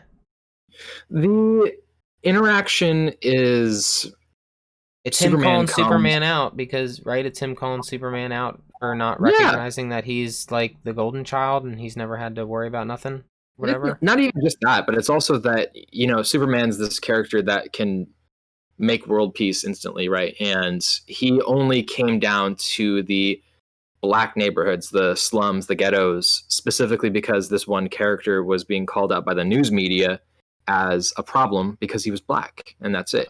Superman came down there to criticize and just be like, you shouldn't be doing this, and like wag his finger. Right. And Jefferson called him out, and he's like, where the fuck have you been? Were you here for the shootings? Were you here for all of these other things that have happened in this world? And it's fictional, but it also just makes you like realize like presence, right, where you are in the world, and what your position, what your privilege is, what your interactions with things are. Because it's easy to look at somebody from an outside perspective and then judge, but it's another thing to have power like that and then try to pass judgment when you have the ability to make a change like that. And that made me feel uncomfortable because it's not just that I'm feeling that as like a white person, but I'm also feeling that as a person who just has sympathy, you know? Mm-hmm. Yeah. Did we all? I think it mentions a really good thing about a really interesting point of view from Superman. After Jefferson sort of calls him out, he does say Superman's weakness wasn't irradiate rocks from his home planet. What made him human was his need to be liked. Right. And totally. Yeah, it's spot on. It really is true. Yeah, about Superman. Yeah, it's interesting you bring that up. That was actually one of the big moments in the last issue of Superman 28 with Bendis, where it was about like that's his weakness, but it's also his strength. You know? Yeah, cool. It can be like a deterrent, and it could drive you as well. Needing to be liked could be a good motivator. You know. Let me put it this way: if you ask Sean why you should read this, Sean, why should I read this? I'm pretty sure you already told me once. It's really good. Really powerful. I don't know what you want to say. I zoned out myself. And then I'm getting called on to answer a question. Because it's good. It is. I'm not wrong. Crave, did you give your It's third? lit. Sorry, It's what? lit. What did you say? Did you give your third? Your number 3? No, I'm gonna keep with just those two. Yeah, that's fine. Just wanted to check. Cool. All right, vote on. I like the idea of not being able to choose your own. You can choose Somebody your own. else suggested Negan Lives as well, so I'll go with that. We all chose Negan Lives. That's Yeah, like I the common Negan denominator. Lives. I thought. I still want to stick with the Immortal Hulk. It was beautiful, man. It was so good. It was so I good. bet. I wasn't expecting such a good. It was as much a Banner issue as it was a Hulk issue. Really well done. Duality. I pushed my fingers into my eyes. What about you, Sean? You said Negan Lives, right? Everybody did except me. Even though I do like Negan Lives. It was amazing. I did really like it. But I want to give a shot. I'm giving it to the Hulk. That one, that was good. But Josh, for your winner, it was Negan Lives, right? Sure, yes. Okay. Ty, Sure, what are you going for? Yeah, if I had to choose somebody else's, then, We Live was pretty great too. Yeah, that was good. That's a good hook, man. That thing hooked the shit out of me right off the bat. I'm really excited. and do none of us still know, like, ongoing 5-issue, 8-issue? We don't know. I think we know. Yeah, I guess it's ongoing. I thought it was a limited series when I started it. The feel of the story limited. feels limited. Yeah, the feel of the story feels limited. I could I have don't sworn know. it was like a 4-issue thing, but now I can't find anything about that. Yeah, no, Crave, I agree. I think I saw when it was first ever like listed, I think they said what it was. Like it said like the only reason I was gonna hop on it in the first place because I thought it was, a mini series. I wouldn't have just thought that. I know I saw it somewhere. Read issue But- 3 yet, so I don't know if it feels like issue 4 is going to be the last either. Right. All right. Ongoing. Wait, mini. me and Ty didn't vote. Oh, I thought you did. Oh, I thought you Who chose Negan. cares? Oh, fuck you, man. Who cares? I'm sorry. I thought you all just like picked Negan. No, I think that we both have chosen other history of the DC universe. It's so objectively good. I want to pick What if I read that it and I Texas say Blood that just it's to subjectively pick something that bad? someone else hasn't, but it's got to be other history because it's just so good. I feel you. I It feel is you. one of the best issues. It's one of the best issues of anything I've read all year. Absolutely. All right. Next, limited series. Cool. If someone says 3 Jokers, you're out. Well, somebody is turning into a Karen. Oh no. Anyway, so I picked 3 Jokers. No, you did And you're not. out. Fuck you. Dude, I'm just gonna point out too that there were a lot of minis that are now ongoing. It's like Wind or whatever. You know what I mean? Like there was a lot of things that made Which changes. still counts as a mini. No. What It's about Something That's Killing Why? Children? They extended that. Why? Why is it a mini? Why is Wind a mini? Well, we know it's only going to be 15 issues. Okay, so that's still a mini. Yeah, all right. Yeah. That How still many counts. is how much? Okay. What's the largest mini series? If it's 20, I'll count that as an Ooh. ongoing. Anything more To than make a 15. tampon joke, mini or maxi? Ooh. See, I always thought 12 was series, kind I of. would say if it's planned, 15's like pushing the yeah, it's a planned 15. Like it's already been planned. Yeah, It's not well, like I the mean, guy. yeah, like Batman I would Beyond argue, was a like, planned 50. No, but that's an ongoing. That's if 50's huge. Like we got. I think we can draw a But planned I'd 15. say like Batman Eternal in New 52 was 52 issues, but it was a weekly year event. Yeah, all I the would stuff argue in the that new was a limited countdown. series. Yeah. All But right. I don't. It will It's come. a strange one. Yep, that's fine. I agree. It is kind of, but it's fine. Go ahead. Who you want? Sean, did you just nominate your first mini? Oh, I did kind of give it away, didn't I? Yeah. So my first nomination is Wind by James Tynion IV and Michael Dialynas, Dope. because it is a delightful story. It's a fantasy story dealing with some really human themes in an interesting way, and I think it's really great. Every issue blew me away. And we're kind of left with where are we going? In this story. Yeah, it finished its first arc with some big things happening at the end, and yeah. That's cool. Tynan has been on fire this year, and this was no exception. And yeah, it was great, and the art was really great as well. It had the perfect balance of cartoony with realism and gritty, and yeah, it was really great. Damn. So more than half of it has to come out, right? Yeah, That makes sense. Okay. and I'd say just another thing about Wind is the main character is gay or potentially bisexual, and No, in a Tynion book. Who'd have thought but it? I'd say like he deals with feeling like an outsider, not because of that though. His sexuality isn't part of why he's an outsider in this world. It's because he is a magical being. Actually, it's funny. Oh yeah, if you guys like Wind, you guys have to check out. It's a Disney animated series called Owl House. I think I've heard of it. Is it on Netflix? Yeah. Cool. No, it's on Disney Plus. Just some girl that doesn't fit in gets transported to a magical world and becomes like the mage to a powerful wizard. Oh yeah, that looks cool. So if you guys like, you ever watch Gravity Falls? No, but I've Yeah. heard of that. Really good Yeah. things. So it's a lot like Gravity Falls. It's got some Alex Hirsch developed Gravity Falls, and then he developed Owl House with his partner. It looks nice. Okay. It looks neat. Neat little cartoon. All right. Yeah. Um, But when you guys talk about wind, it reminds me of the Owl House. yeah, I mean, it definitely looks fun, and like Owl House looks like just right off the bat, kind of like, you know, has that fun like mystical charm. You know what I mean?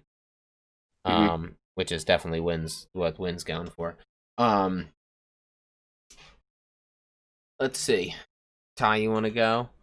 Give a limited. Sure. My nomination for best limited is going to be Strange Adventures. Evan Doc Shaner, Mitch Gerrits, Tom King. And I think it's pretty obvious why. I was kind of falling off there for a minute, but honestly, the last issue made me go, okay, let's see where this is going. I'm really digging on it. Yeah. You know, I think I've heard of this Doc Shaner guy. Does he do anything else? Yeah, I'm definitely digging Doc though. Like for real, I would definitely Hell look yeah. I'd want to look The into way it's his... written, the like duality of the stories, telling two stories in one issue with an overarching story. It's really well done. And man. King continues to deliver on these limited series. I want to Except back go. up. That was dreadful. It kind of sucks because I want to nominate it, but it hasn't all come. Oh, it's cool. I only because I would nominate Strange Adventures. You know, I would have nominated that. You know what I mean? I would nominate Wind too. So I just want to throw out another one then, but it hasn't. It's weird. I don't know. There are so many limited series that we're all reading right now that are still running. I know. I find it difficult to suggest one right now as well. Yeah, I mean, here I'll just shout one out that I know will count. I guess Suicide Squad, that would count as a limited, right? Yeah. Even though okay, cool, because it was good. It was real good. That was a really good story. Yeah, it was a really nice story and really good art and colors and just Tom Taylor, man, he just pumps really, it. Really nice. We are going to be Dave. We are reading his Nightwing. Did you know there's a Suicide? I'm reading it too. Yeah. Dave's just going to buy all the copies from his store and just burn them. Yeah, no. I like the idea of him with Barbara and stuff and the dog. Although I am I'm a dick titan. I'm a titan dick. You know, I in the dead dick. Yeah, and a dead dick. No, but no, I like Dick when he's with the Titans, so I'm a big fan of him with Starfire. So if you asked me, I like the Starfire. I like them when they're like little teenagers. I watched OG Titans when I was a kid. That was like my shit. It was really good. So now that's kind of why I'm impartial. I used to binge watch that. Yeah. Oh, I would binge watch the same 3 episodes every day because that's all they would ever air. And now I have the whole thing, baby. I've seen it. So yeah. That's my only thing. But yeah, I'll think about it. It wasn't a choice. Oh, I see. So wait a sec. Can I clarify? There's Tom Taylor ongoing Nightwing. There's Scott Snyder Black Label Nightwing. We'll talk about this all on. Yes. Yeah. This is just me quick going over it. But it will be rehashed. Hasn't been announced yet. No. And then there's Suicide Squad's coming back, but Tom Taylor isn't doing it. Did you see who's on the cover of the new Suicide? Did you see Suicide Squad's coming back? Did you see who's on the cover? It's not Tom Taylor. It's not Tom Taylor? No, it's somebody else. Somebody's taken over. I can't remember who it is now. Yeah, I can't remember. What's it on Suicide Squad? Sorry. It looks like the cover... It's Robbie Thompson. Is he good? Oh, okay. Is he decent? I don't know. Let me see. What the hell does that mean? What the hell does that mean? Let's see. So, how about round 2? Anybody want to recommend round 2? Because, like I said, you guys kind of did. I haven't done my round 1 yet. Oh, I'm sorry, Grave. Go ahead. Yeah, for round 1, it's got to be Commanders in Crisis. Oh no, that's a troll. No, it is not. That's a troll. I know a troll when I see one. Yeah, you're right. Man. Yeah, it was really difficult to select one because so many of these series are, still ongoing. Mhm. So I'm going to go with the second arc of the Old Guard, Force Multiplied. Ooh, I got the trade. I have the trade. I'll be reading that soon. Yeah, Good choice. it was a great second series for the Old Guard. I really like that. On top of the Old Guard movie coming out, and they basically mixed both series, both the first volume and this volume together, and that was all really well done. Fuck, I'm kind of stoked. What's her To name? take 'em, What's her name? Aka. What's her cool last name?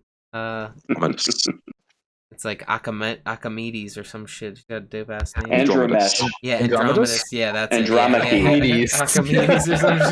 Andromedus. She's So like, I thought it was Andromesh, but it's Andromache. yeah, Andromache. That's it. Yeah, fucking dope. Fucking dope. I'm excited to read that. I like the art in that. It's like really sloppy. You know what I mean? Like, but consistently the same sloppy. Like It's, the way like the faces are like. Yeah, I wouldn't call it sloppy, but I mean it's like if you played with shadows. Yeah. It's just like loose or something but it's consistent in its or style. That they don't have it, or is it maybe that they don't? I'm trying to remember the art right now. Do they not have the penciler's lines drawn in? Something like that, and the colors are very like tonal. Like the color palette from the first book. I don't know if it still goes into the second one, but they're very like tonal. I don't even know. I want to call them like they're like French. I don't know. They're bland, but they have color. Like the purple is purple, but it's saying like French people are bland. yes, yes, that's exactly what I was saying. Apologies to our chocolate bleu. Yeah, no, it's good. I like it. It was a compliment. I liked it. I enjoy your dryness. Yeah, that's a good. I want to read it, so that's good to know. It's continuing strong. Yeah. Did it feel? There's going to be a third series, and I think that's going to finish it out. Yes, cool. I'm glad. Yeah, they do. Yeah, Rucka does. Different. He releases everything as an arc. He gets the whole arc together and just releases that all. In quick succession. I appreciate you. And then there's a long period between them. I appreciate you, Rucka. I do really. I like the writing. It's good. He has said that he wasn't expecting to do You've gone quiet. one more and then maybe a third one, but that's it. You're back. Yeah. We heard the end of that sentence. Oh. No, I made heads or tails. We got the gist. I made heads or tails. Yeah. If you like Leandro Fernandez, then I definitely recommend you guys read American Carnage. It's a really good short series. That was Brian Hill, wasn't it? Correct. I picked up a few issues of it, but never actually got around to reading it. It's very good, start to finish. Is that the Spider-Man Carnage? No. Oh, okay. Number 2s. What do we got? Johnny, you want to just go for it? Yeah, so I'll go for The Dollhouse Family by Mike Carey and Peter Gross. This is from DC's Hill House imprint. And cool. This is a really, really weird book because it's a blend of like horror with cosmic influence. It's a really weird, strange concept, but it's masterfully told, and it's really got the emotional punches there, and it's a really solid read. All the Hill House books I've read were really, really solid, and this was probably the best one of the lot, I believe. Did anyone else read it? I want to look. No, I didn't, but I will look into it. I have a feeling he's going to release an omnibus with all like an anthology book with all the stories in it, because they're all like 4 issues, right? All his 5 or 6, I think. 5 or 6. I read the first issue. I was interested, but it's too British for me. That's probably why I liked it. It's very British. Yeah. They're using words. I'm like, look, come on. I'm an American. All we know is how to. What is a kilogram? Wait, I don't know what the hell. Yeah. She was all 6s and 7s. Somebody said something about a kilometer, and I was like, what is that? All I know is cheeseburger, handgun, school shootings. That's all I know. There was a bombing in one issue. That sounds American. I'm interested. There we go, and he's back. I'm And back. He's hooked, and yeah. Yeah, this was it was a really weird concept, a really weird balance of different ideas, and he just managed to pay it off amazingly and make it work. Okay. Like cosmic gods and body horror and weird English towns don't really go together in a story, but it does here. Okay, now I'm really interested. Actually, I already have the first issue. So I will look at the rest. There is something I could tell you that would make you want to pick it up even more, but it's kind of a spoiler. Don't give it to me. I'll just enjoy it myself, and I'll get back to you. Yeah. I actually almost put Plunge on my list because I enjoyed it so much. Joe Hill's. I need to read that. Yeah, it's really good. It's a bit shorter than I was hoping it was going to be, but it was. I mean, Joe Hill's doing a really good job. I read the first issue and thought it was really, really good. Okay. I need to finish all of the Hill House stuff. I only finished Basketful of Heads and Dollhouse Family. That one's good. That one's really good. I really enjoyed. I think I read all but the last issue of Lolo Woods, and that was really weird and cool. I never really got around to checking it out. Honestly, I was surprised that DC's been putting out so much interesting stuff. That actually leads me into my second nomination, which was The Last God by Philip Kennedy Johnson. I really want to get into that. A new writer for Superman and Action Comics. Correct. Kind of. And I really do want to stress this when I say that, I mean, there's a level of creativity, and Josh can back me up on this. It's very, very well thought out. It's not just that he's writing the story. He's created a world. He's made a map. He's written songs. He's written lore. I mean, there's so much thought that has gone. What's that? They put a whole source book out for Dungeons and Dragons. Yeah, they pretty cool. much did. Yeah, I mean, it's a very D&D inspired kind of story. If you have had a really, if your DM was super goth and thought that everybody deserves to be murdered, that's what this story is. Nice, my kind of DM. Yeah, that's on my list, and that's really strange because I was going to have The Last God on my ongoing series instead of the limited miniseries. I believe it is a limited series, and it's going to have like a second volume. Yeah, it's by chapters. So the end of this first section. So I think it ends at 11 issues for the first arc, first chapter. That's a tough one to classify, but I definitely agree with the nomination. Yeah, I'd say it could fall under. I don't know. You've picked it for your ongoing, so I won't question it too much. Rides a fence. But yeah, it is on my list. I want to check out, and I'm reading through Matt Fraction's Hawkeye at the minute, so I might check out The Last God after that. Yeah, I mean, Ty hit on all the same things I was going to say for why I nominated it. That's cool. I want to get into it. I know there's a hardcover, Black Label hardcover. I think it's been released, so I think I might pick that up. Give it a go. I'm not gonna lie. Like, I'm a little worried about him doing the Superman story. Because he's weird. Depressing writer. I just don't. Yeah. Well, maybe it's kind of nice. Maybe like we'll see what he does. Like maybe he brings something refreshing. We were like, oh shit, guy, maybe rock the house. Be interesting. Yep. And Federici is just a phenomenal artist. He does the body horror so well. He did some Aquaman. He can draw those muscles really well too. Good. He did? Yeah, he did the arc just after Dan Abnett. Not Dan Abnett's. He did the arc just after Cedric. He did maybe 4 issues, I want to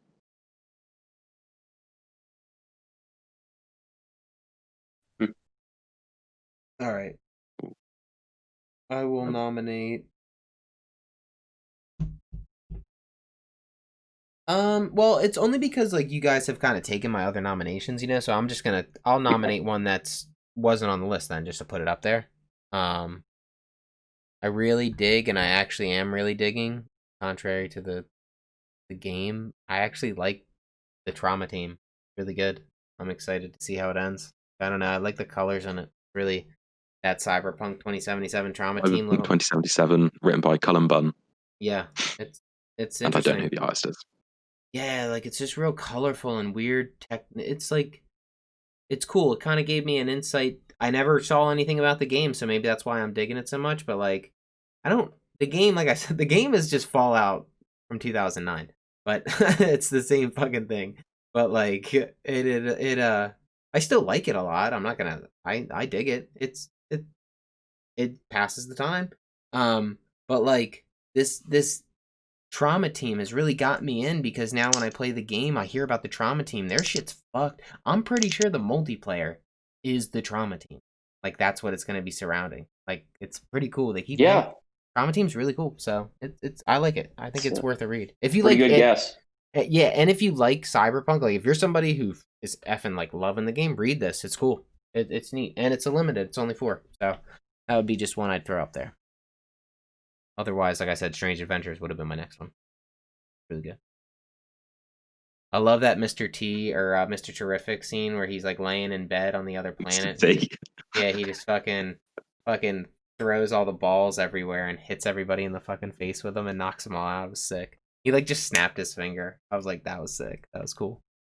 That's cool.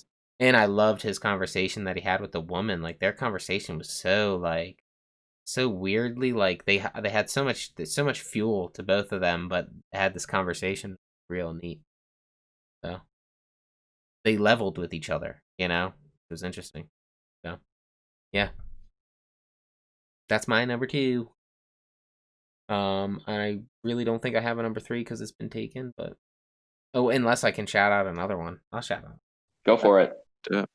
I've only read 3 of them so far, but if you like Norse mythology, it's a limited series by Neil Gaiman. It's not by Neil Gaiman, but it's like, what's that called? What's it done? It's like, what are they adapted? It's been I thought adapted. he did do that. I thought he did write these stories. No, he did. He wrote wrote them in the a original book. book, and then the scripts are adapted by. Give me a second to Peter find something, the. right? It was last week it came out, wasn't it? Yeah. Um, Peter rings a bell. Pete. yeah, so the story was written by Neil Gaiman, but then it's been adapted and edited into comic form by P. Craig Russell. P. Craig, that's it. P. Craig. Yeah. Peter. Yeah, this is my first real sort of entry into Norse mythology it doesn't outside of the MCU. It doesn't necessarily. Yeah. This is like OG, and the cool thing is what you're getting is it's not. This isn't like a fluff tale, which is funny. This is like, whereas like if you go into like Egyptian mythology, you get some pretty serious stories getting told. You get into like Greek mythology has some clown stories, but they have some pretty real ones too. This was the first time I ever saw the gods as goofs, straight up goofs. These guys are fucking clowns. They deserve. It's quite funny, and then Loki's always there, like he has some dastardly plan. Yeah. Then it backfires, and he's there, like, ooh, how do I get out of this one? You don't respect these people. Even Odin is No. like some senile old man sitting in a chair doing nothing. You're like, this is hilarious. But that's the actual stories, and like, it makes me wonder, how did you respect these guys so much? You know, because I'm looking at them like Thor is literally just I guess back in the time, hot-headedness and alcohol and like drinking all the time and stuff. But like, Thor is just a brute. He's a mean brute. I didn't think it really counted as limited series just because only 3 had come out of 12, but it is limited, and we know it's limited. Like, I know it's just a 12. So I kind of just throwing it up there as something to read. But that's me. Anybody else have a limited they'd like to nominate? Yes. Go for it. Skulldigger by Jeff Lemire. Your sound is gone. No, I just went quiet really quick just because I kept trying to figure out what the guy's name is because it's actually really hard to pronounce. 1 second. Skulldigger. And something boy, right? Skulldigger and something. Skulldigger and Skeleton Boy. Yeah.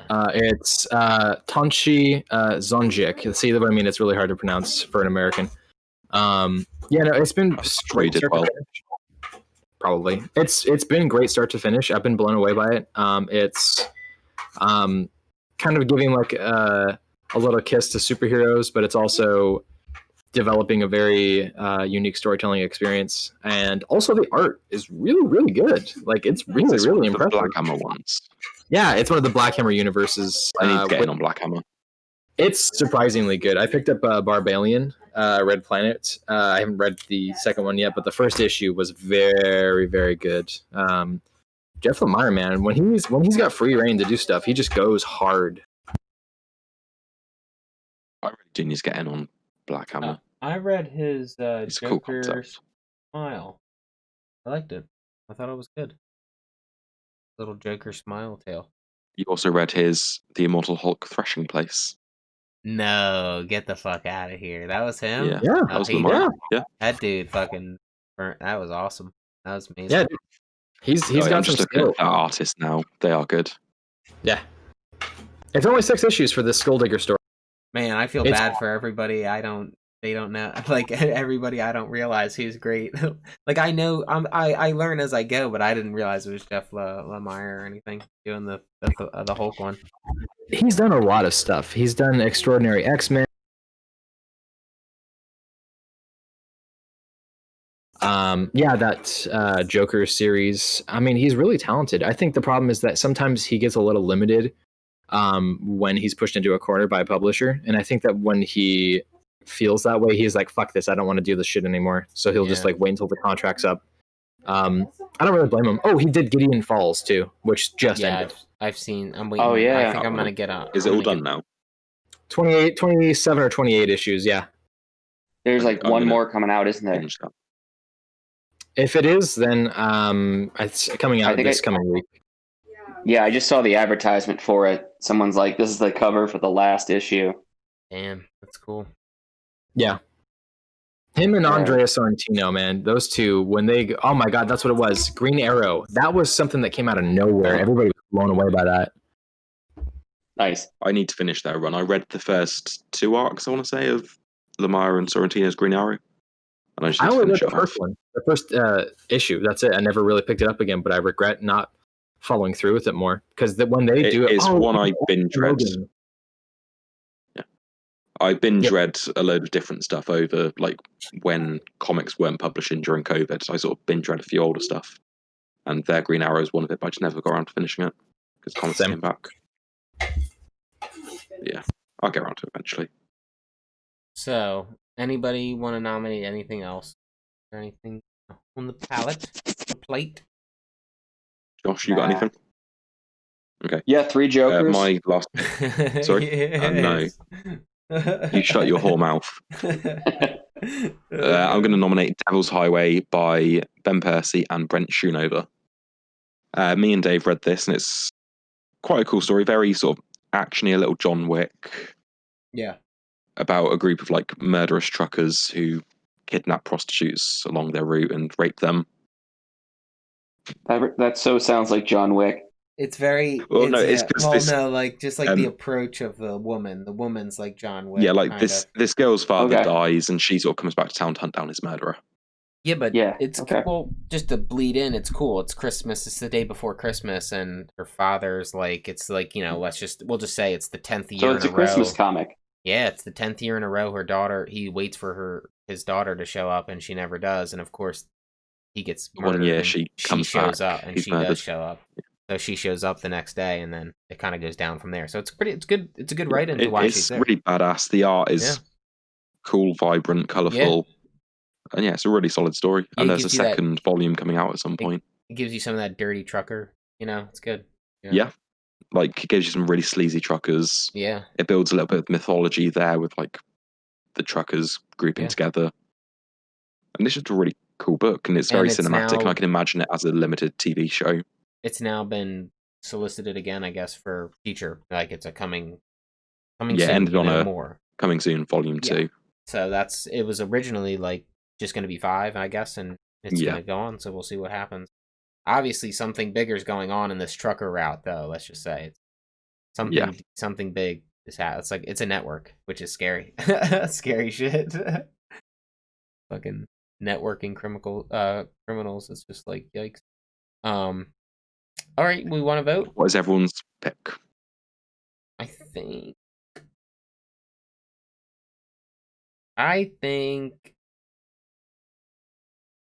What do we have nominated again? Strange Adventures, Suicide Squad. Wind.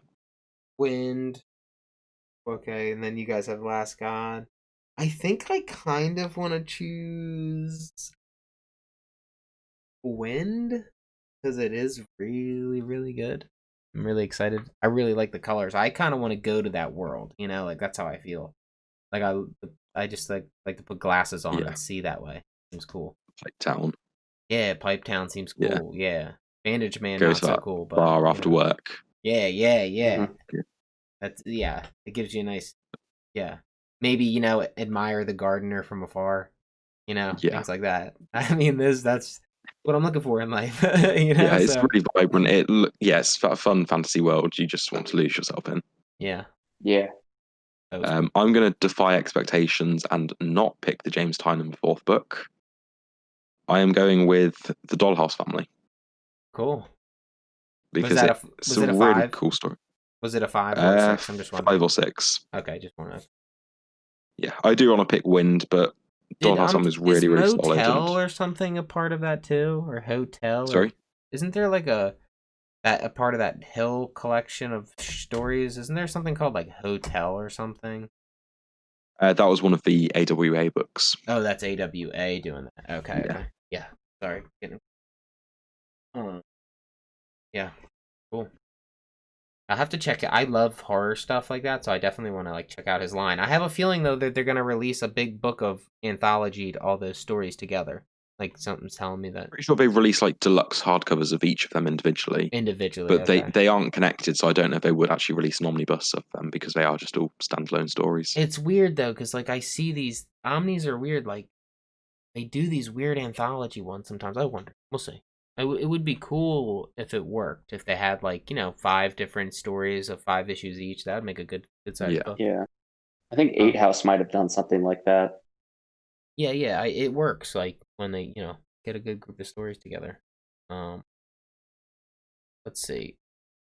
Cool. You guys want to pick one? Ty, Crave?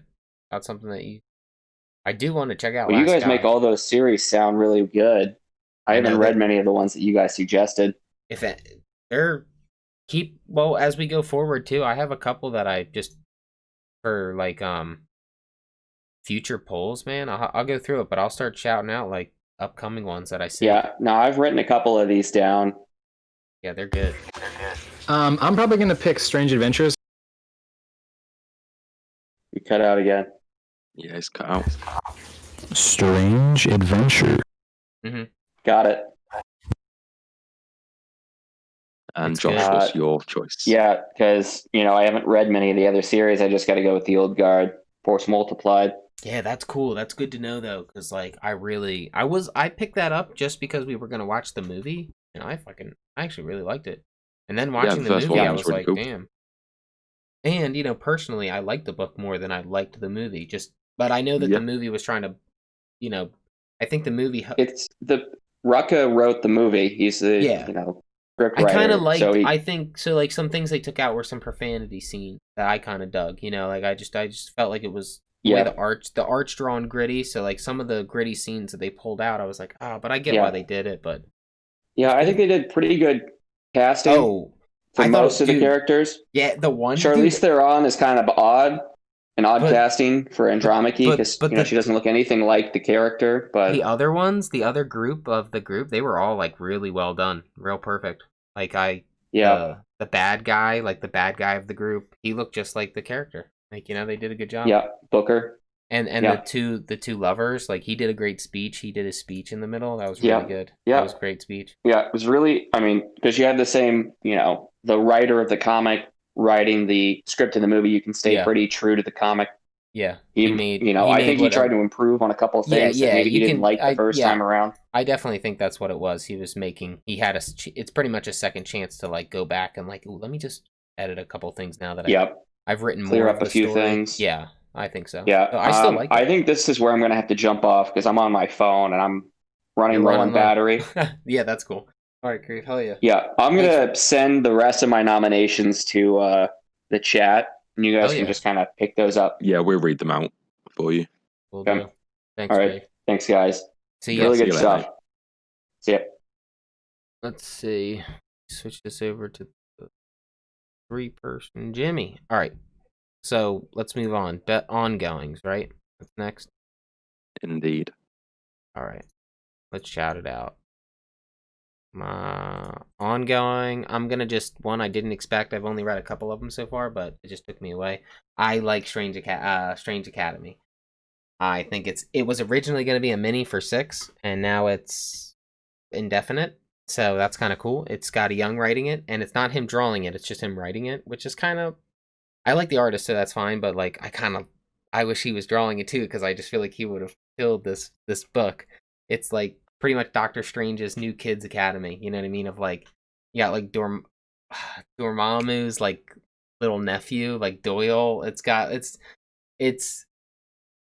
like fun. It's one of those, and Scotty Young does like pop culture pretty good, you know. So he's pretty much tying in all the youngsters, the dad, you know, all the Yeah. good stuff that makes up just like it feels kids. It feels like a group of kids, you know, who don't really know the weight of their powers yet. Shit, you know, they have fun, but they get That's put. cool. Yeah, it's fun. There is an overarching seriousness or something going on, but like so far I haven't figured out like how deep that's gonna go. But it's cool. So it's a really good ongoing because I originally it was gonna be 6 and now it's like indefinite. So that's just good for him to get that. And it was fun. Cool. It worked.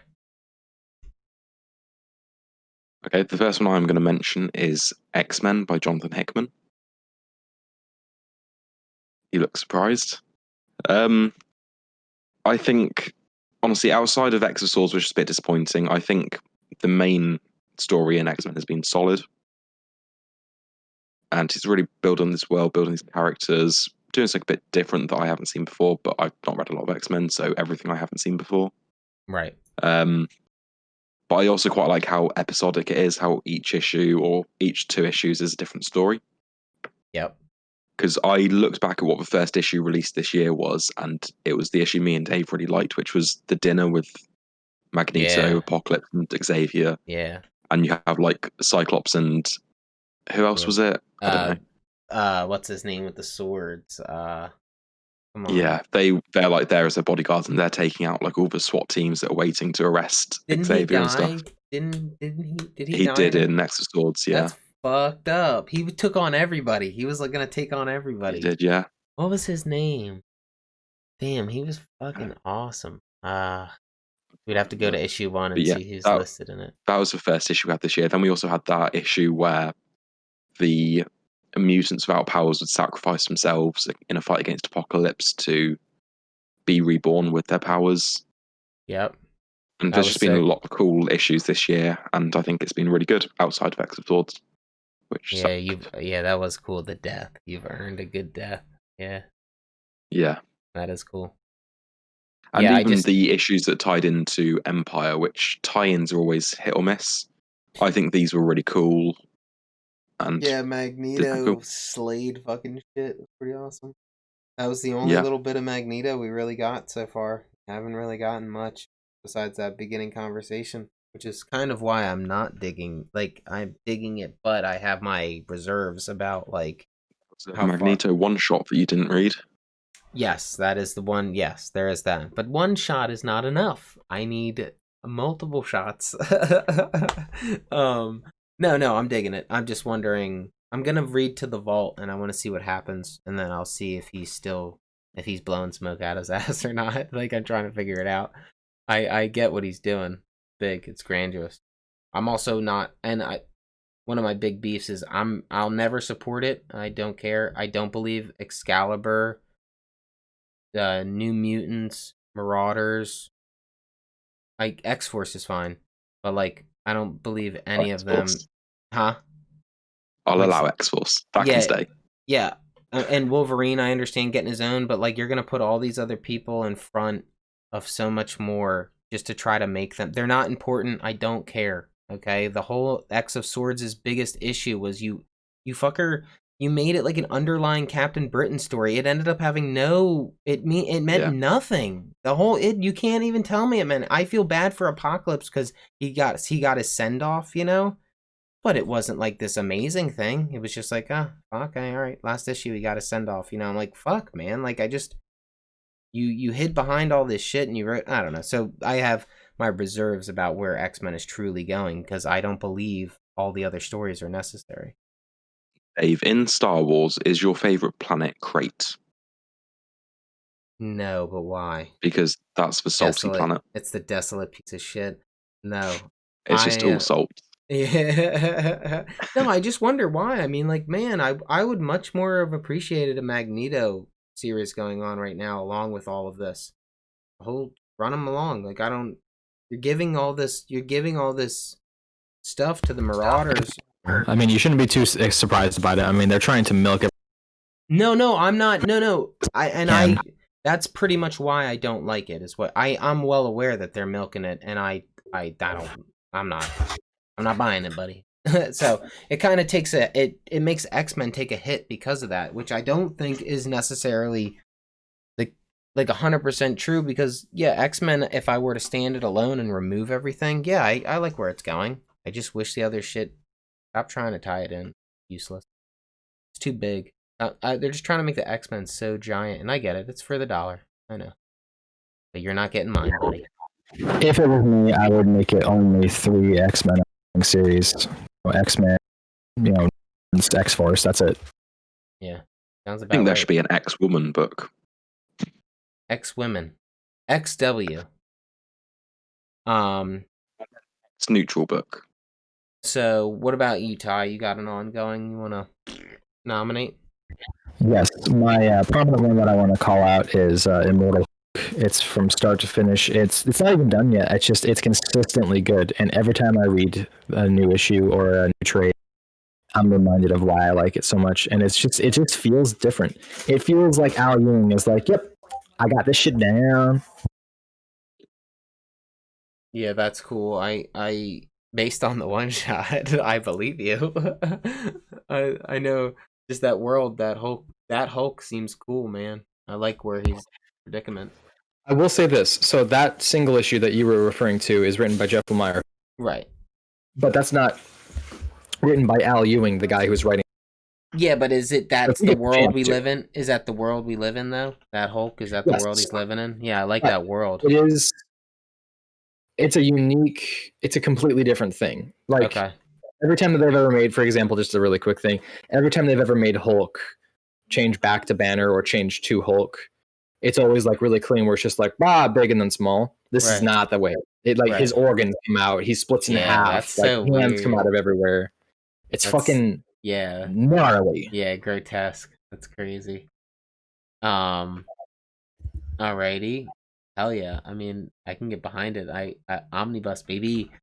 What about the omnibuses are starting to come out? Actually, you can get the Epic collections right now. Yeah, that's cool. The first collection is like 1 through 25. I very strongly recommend it. Yeah, that's sick. Yeah, I'll have to look at it. Gonna catch up at some point because I read up until he got to hell. What do you what's your number 2, Shawnee?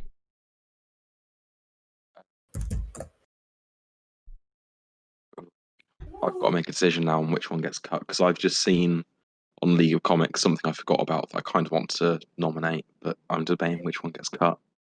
I found a way to look at all your subscriptions at one time. Okay, my next nomination is Daredevil by Chip Zdarsky. This is a recent one that I've caught up on, and every issue has blown me away.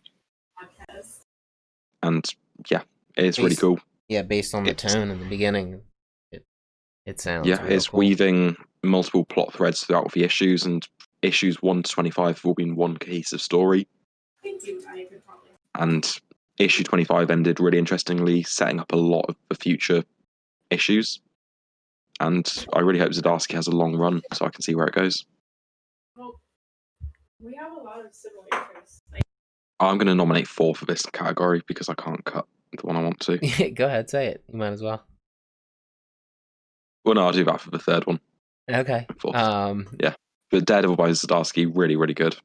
I've not read a lot of Daredevil, so I'm intending to go back and read. So I can't Born Again by Miller and Bendis' run.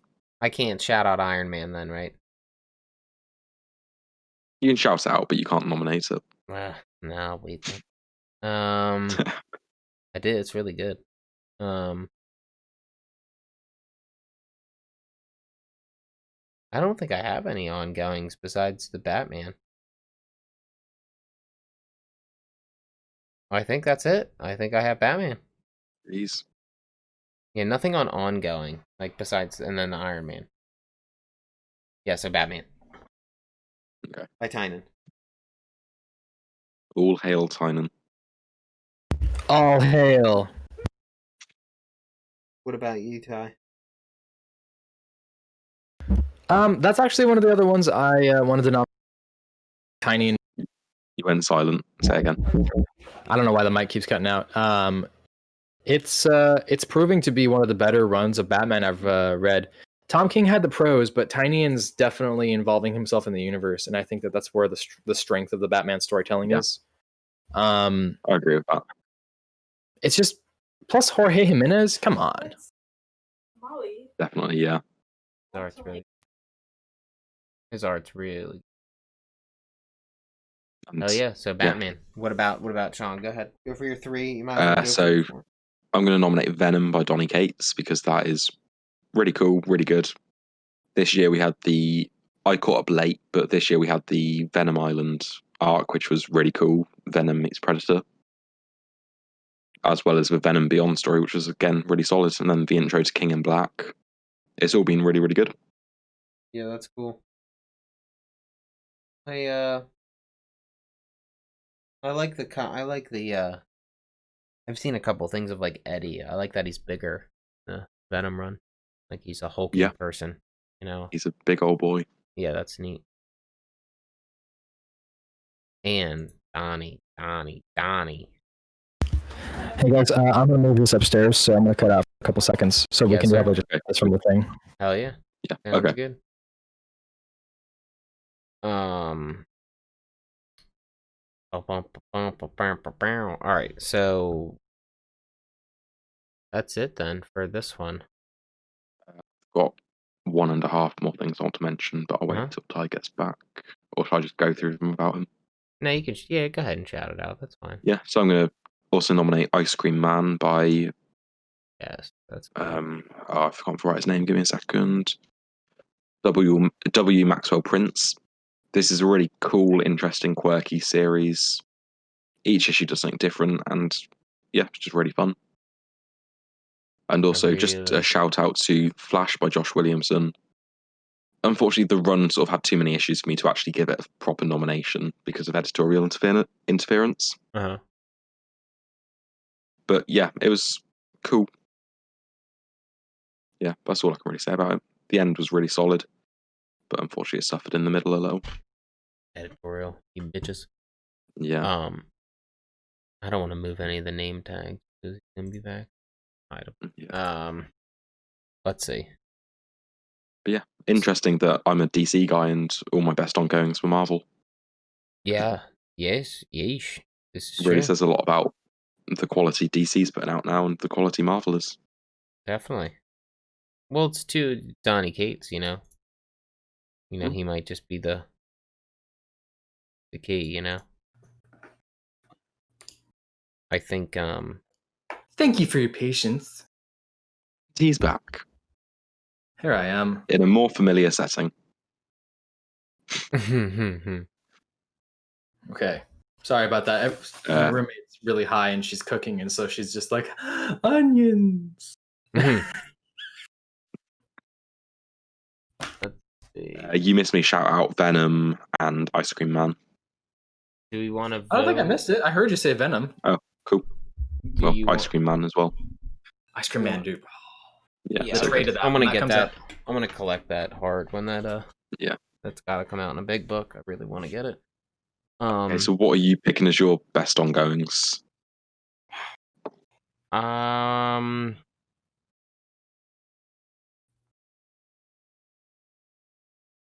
my next one I was going to say was Thor because I didn't realize you.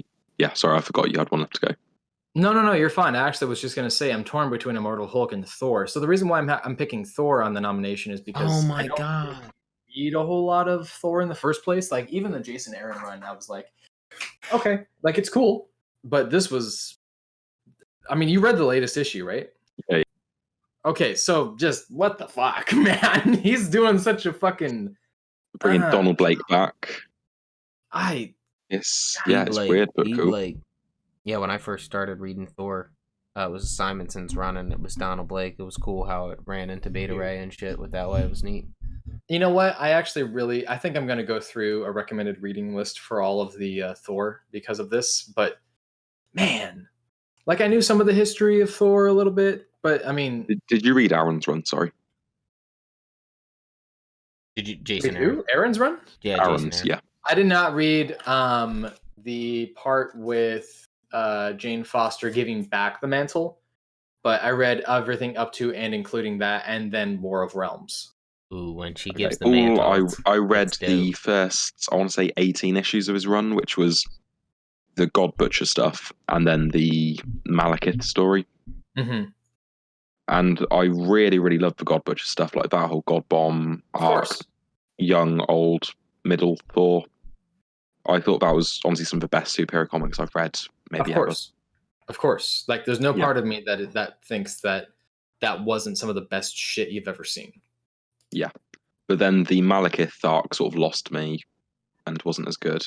I can respect that. I feel like he's a good character. I feel like that was a very Yeah. strong use of the character, and I feel like Yeah, he has a We're dope definitely- plot in Walter Simonson's Malekith. Like he has like Really?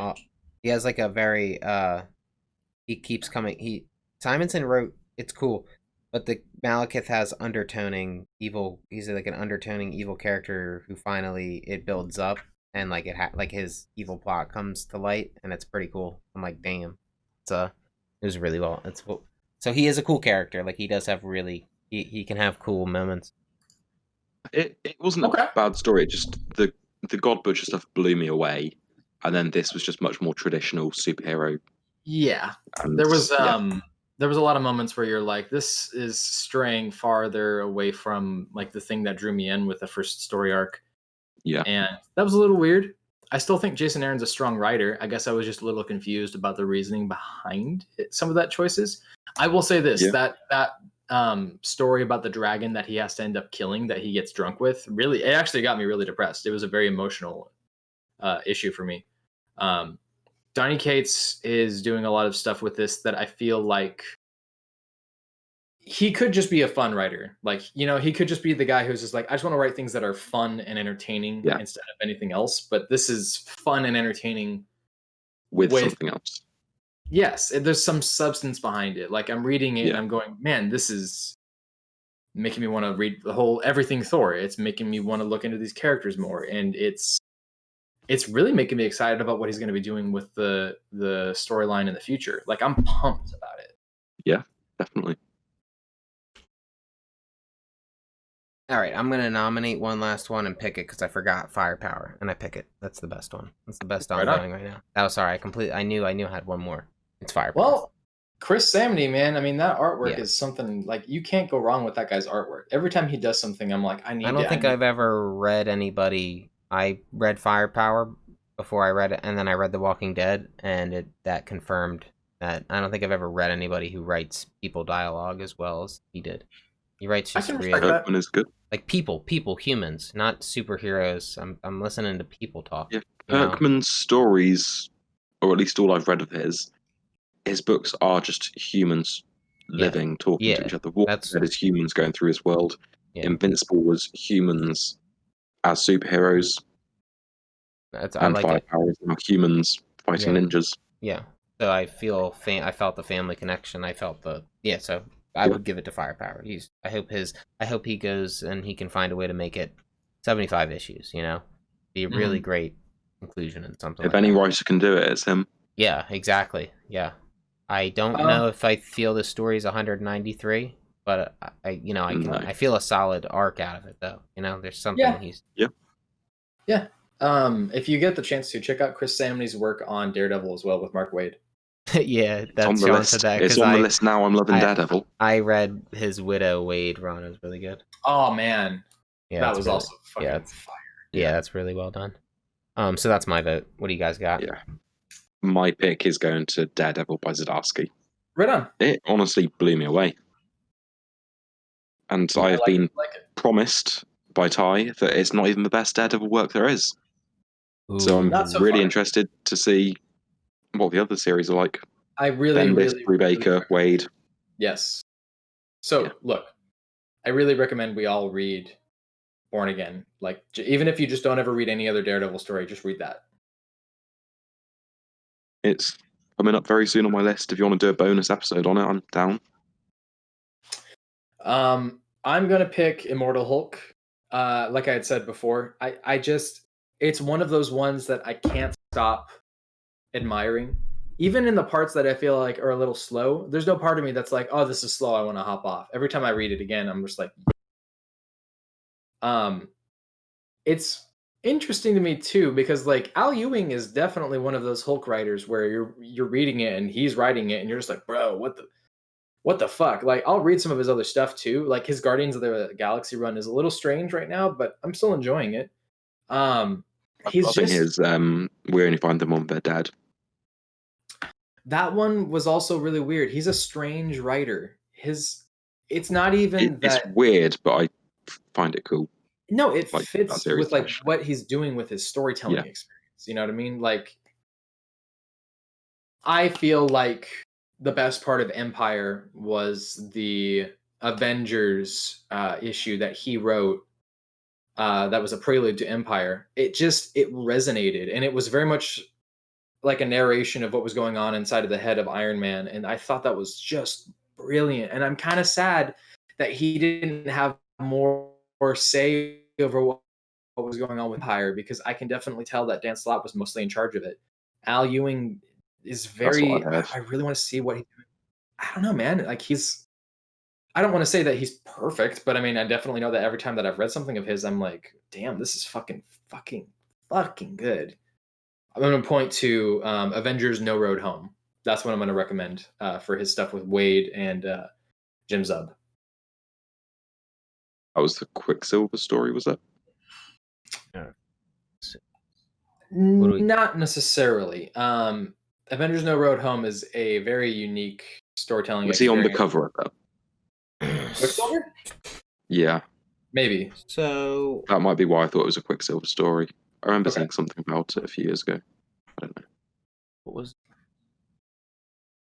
next? Best And artist. Josh has not yet sent his Yeah, we'll picks, we'll so shout it out when he does. we'll add them on the screen at the end when we go through Yeah. everyone's picks.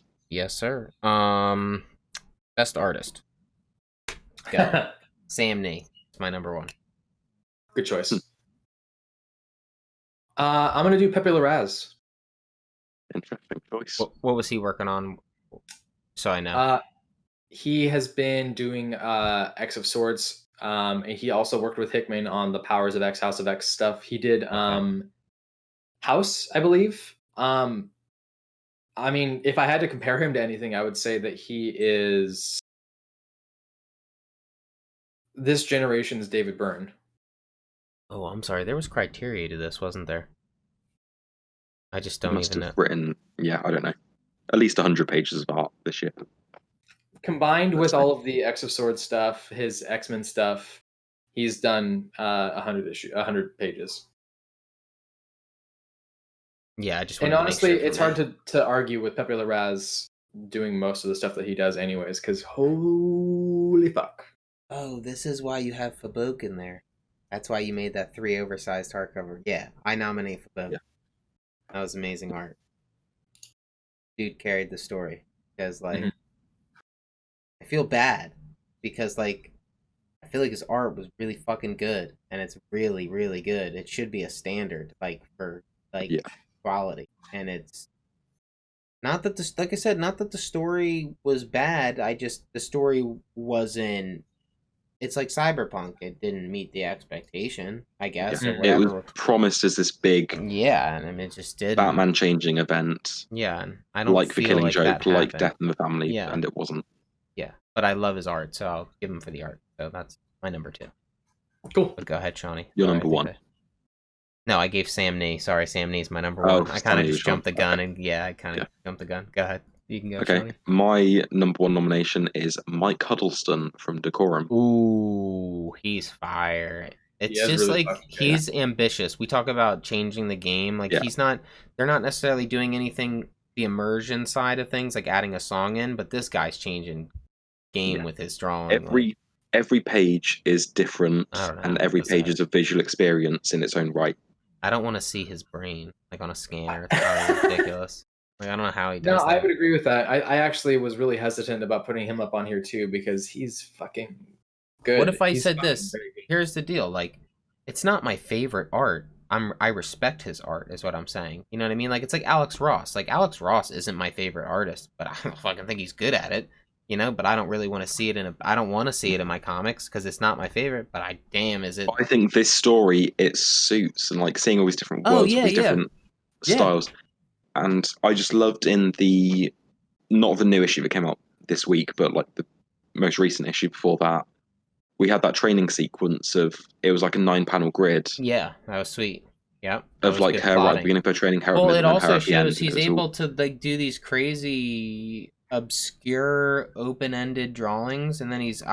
obviously very able to panel something. You know what I mean? So it's like And he there was a page, I don't know if, just let me see if I can find it. I can't remember if it was in this he's week's he's a issue good or one. the previous one.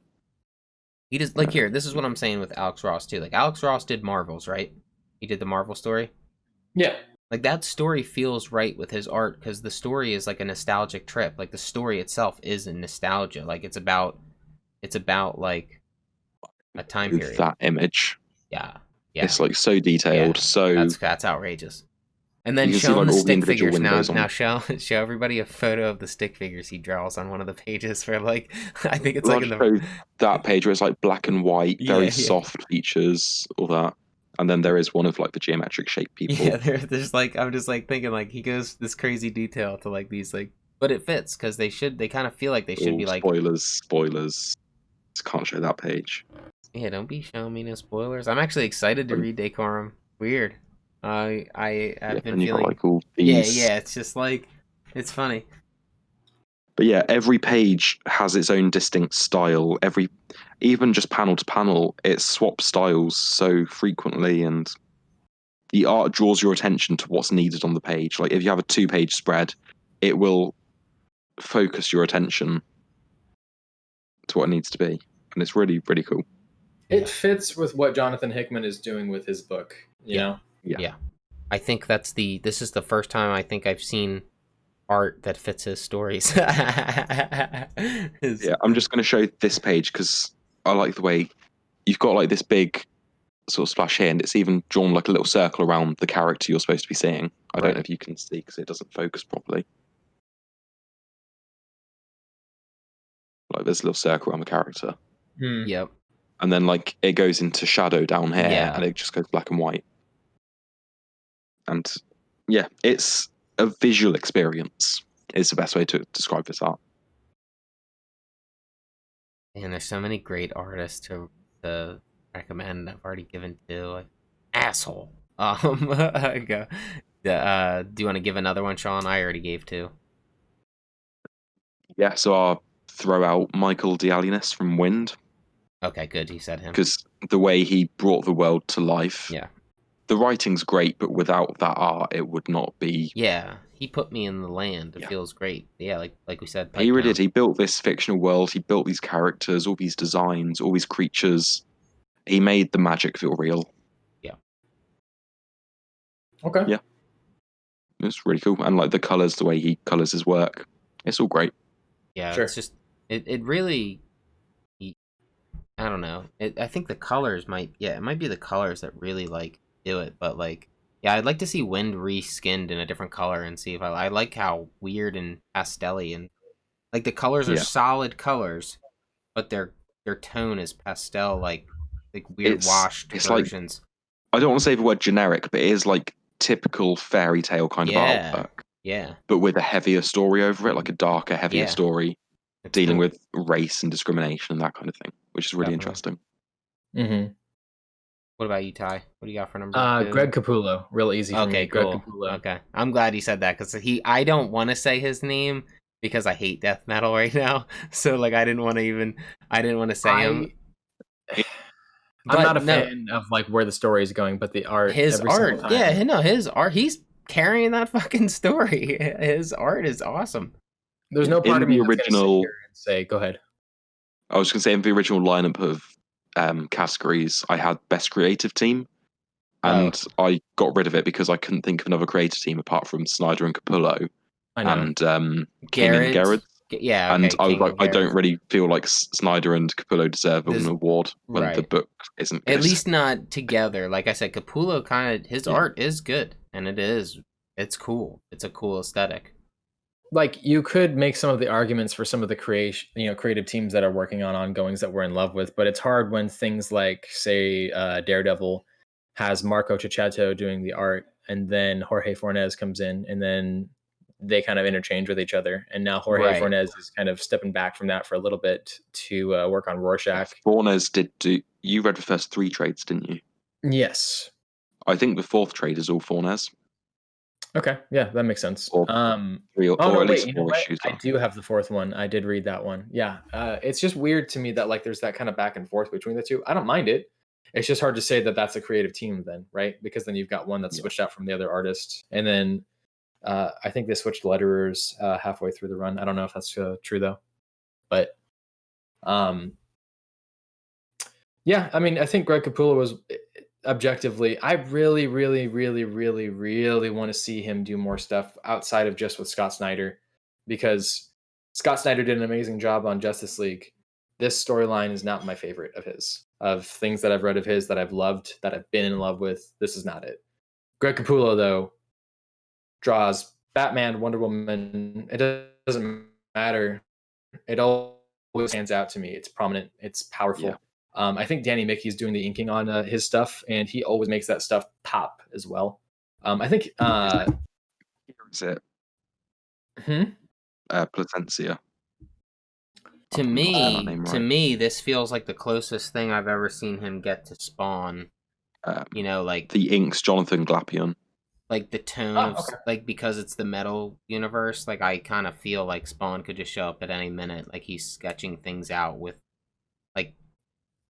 I feel like he's drawing it with Spawn universe in mind. Like it feels, the grit feels there, like when he was drawing Spawn, like on those original like OG things, which is cool. That's probably why I like it so much, because I fucking love Spawn and I loved his work on Spawn. Sick.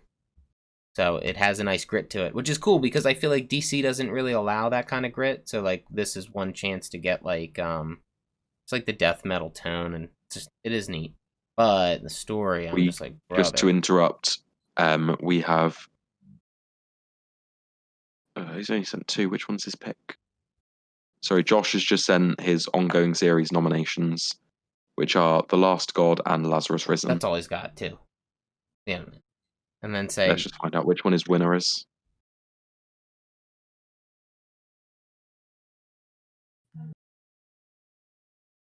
I think he's picking The Last God because it says Team Johnson and Frederici. Yeah. Okay. Which makes sense. His ongoing series, we believe, is The Last God. We believe. We're trying not to do dead air here, folks. Speculators believe that. Sing show tunes to fill the dead air. Oh man! All right, so okay, here we go. This is my rendition of every single Journey song, starting now. Wheel in the sky keeps on turning. I don't know where I'll be tomorrow. And he's still typing. Jesus Christ. Still typing. Go. So wait, while he's typing, Sean, did you give all 3? No, I've got 1 left and a shout out. Go ahead. Oh, he chose Last God. I haven't put a question mark on your. No, it's winner. Last God. It's Last God because it's true. Because we're choosing it for him. It's true. It's that because it is Last God. He's talked up all the D&D stuff too. So like. He's also agreed with the best artist is Chris Samney. Okay, his artist is Chris Samney. My 3rd nomination is Liam Sharp for his work in The Green Lantern with Grant Morrison. Again, similar to Mike Huddleston, every issue has its own style, and it's a visual experience. Not every issue is different, but when the story calls for it, he does do different stories. Like he did a painted issue. He did an issue in the style of Kirby. Yeah, that's cool. He's really playing with different styles in this book, and it's really paying off. Absolutely. I need to catch up on this because it was really good. It's almost done. And when it's 10 right now, 11. Yeah, I'm just going to wait for it to be done at this point. Yeah. Jeffrey Thorne's going to be popping in and doing the Green Lantern run that you pointed that out to me. Yep. New Green Lantern. We don't know supposedly if anybody else is going to be doing anything else, but mine is going to be Jorge Jimenez. Every single thing that he's done Yeah. is fantastic, Solid, whether it's solid. Justice League or Batman. I mean, he's a fantastic artist. I didn't like his stuff at first because it was so fluid, but the fluidity is what I've come to love about it now. Yeah, he was gonna be my third one. I really like he draws the bat the best. I just want to shout out Dan Mora. Oh, He's done a lot of work this year. He's got an ongoing going on. I mean, he's also done some specials and some. Did you He's just say done- ongoing? Yeah, I was going gonna on? say, an ongoing going on. He's I got would some never, ongoings going on. I would have Yes, never did say that. suspected that they'd be going on. No, but he's got an ongoing with Kieran Gillen, Question: and on top of that, he's also done. Yes, Is it going on? I hate you. How's it going? Oh shit, that's hilarious. It's 2 a.m. here. I'm tired. Yeah, Cut me no. some That's fair, man. That's Slack. Give him some slack here. Take it back. Yeah, like he also did a story in the Detective 1027. He's done a few other things, and he's also got the Future State Detective comics coming out next month. So he's busy, and his work's really good. Let's vote. Who do you want to vote for? I'm voting for my winner is Mike Huddleston because his art is just another level. That It is very good. It's pretty innovative what he's trying. Respect. I'm gonna do Pepe Larraz. I just think that he's objectively insanely good. Take your time. I kind of want to give it to Jimenez because I never seen anybody like the way Lee Bermejo draws the Batman, it's like an Alex Ross style where it's very hyper realistic, you know, like a lot of so it's cool and I like the Batman suit, but I get overwhelmed with that style of drawing sometimes. It just doesn't feel like it should be a comic book. It's like so hyper real or whatever, like so detailed. So Jimenez's Batman really kind of gave me, I don't know, he looks like a big strong bat and he's got the right muscle tones and everything perfect. He's not like this overly not like a 12-pack ab. Like in a lot of the shots it's not like that, but you see his brute, you see his big, you see these wings coming out and stuff. You're like, "Whoa, it's just wings, baby." yeah, it's cool, but it's not like he's so detailed where there's shiny abs and stuff. It's just it looks real. It looks like It somebody's doesn't look actually like Brett Booth art. yeah, it looks like somebody's just in that suit. It's really cool. So good for him for being able to do that. I would like to see him draw the Superman. He has done a few Superman things in the past. Yeah, I'd like to look it up. See what he does with him. He did Super Sons as well. Yes, The first 12 issues. What in this really? In this omnibus? Yeah, he did the ongoing. I have He the might not have done like omnibus. the last 3 or 4 issues, but he did most of it. I have them. Yes. I'm excited to read it. And Josh picked Chris Samney as best artist. Which is a good choice. Yeah. Yes. I'd say they were all pretty solid. Pretty dope. Now best writer. Kirkman. First, because I don't want someone else picking my choice after this ongoing thing of me loving this writer. My nomination is James Tynion the Fourth. Me too. I'm also nominated. Yeah, I'll nominate him. That's fine. I'll nominate him. So we all picked Tynion the Fourth for one of our nominations. Yeah. Because this year he's done Batman, Something's Killing the Children, Wind, Department of Truth, and he has done the best part of the Dark Knight's death metal event. Mm-hmm. His tie-ins have been better than the main series. Kirkman for my number 2. Okay. Yeah. That's fair. Put it Yeah. down. I'm doing I'm gonna say Tynion, Al Ewing, and Tom King for all my nominations. Ooh, that's pretty cool. Yeah. Mhm. Do I want to give it to Tom King? Say, I don't know if I want to give it to him because his stories aren't done, and you finish, and then I'll decide on you because they're 12, they're contained. Like I want them. I mean, consider this. If it's something that impacts you, that's how you've determined that it has value to you. Yeah. I think that's the real question. Don't let it be limited to oh, Heroes in Crisis wasn't my favorite, or oh, his stories aren't finished right now. Just let it be what you actually want it to be. If something stands out to you and you're in love with it, there it is. That is true. And I did like his Batman, Catwoman too. That was really Um, good. But yeah, I like the first me, issue. I mean, the reason why I like it is Strange Adventures, and Yeah. even Rorschach so far has been impressive. Yeah. Rorschach is like okay for me right now. I'm still waiting, but Strange Adventures, damn. Yeah, Strange Adventures is good. Mhm. My second pick is Tom Taylor because Okay. he writes really fun books, really entertaining. The characters are all really great in it, and he's done 3 Deceased series this year: Suicide Squad, Hellblazer: Rise and Fall, Injustice, and Seven Secrets. All this year, Yeah. he's a busy writer, Yes, he is. and he's got Nightwing coming up that I'm very excited for. And I think every time I read something by him, I'm always smiling while reading because the way he writes the characters and the dynamics, it's always very funny, very hopeful, very optimistic. But then he always kills characters, and I cry. Yeah. Mm-hmm. It's going to be interesting seeing him do Nightwing, considering the character has had some good creative teams in the past, but I feel like Tom Taylor's not a writer that you would imagine being associated with a book like that. I could imagine him doing this. I'm just interested to see how bloody it's going to be. Yeah, he posted something on Twitter earlier. I can't remember exactly what it was, but he was kind of got like, my "Don't worry, last guys, I won't kill him this time." He killed him in Deceased and Right. Injustice. I got my last one. Okay, what's up? Donnie. Okay. That was my last one as well. Donnie. I haven't even fucking read anything Donnie wrote this year, and I still think he's probably the You best read writer. the one you feed and crossover. Yes, I did. Okay, yeah, I read those, but I haven't read anything substantial like I did last year. I'm saying, but he's amazing, and I have a feeling just from I keep up with the news, and from what I hear, this dude, he's not stopping. He's just going.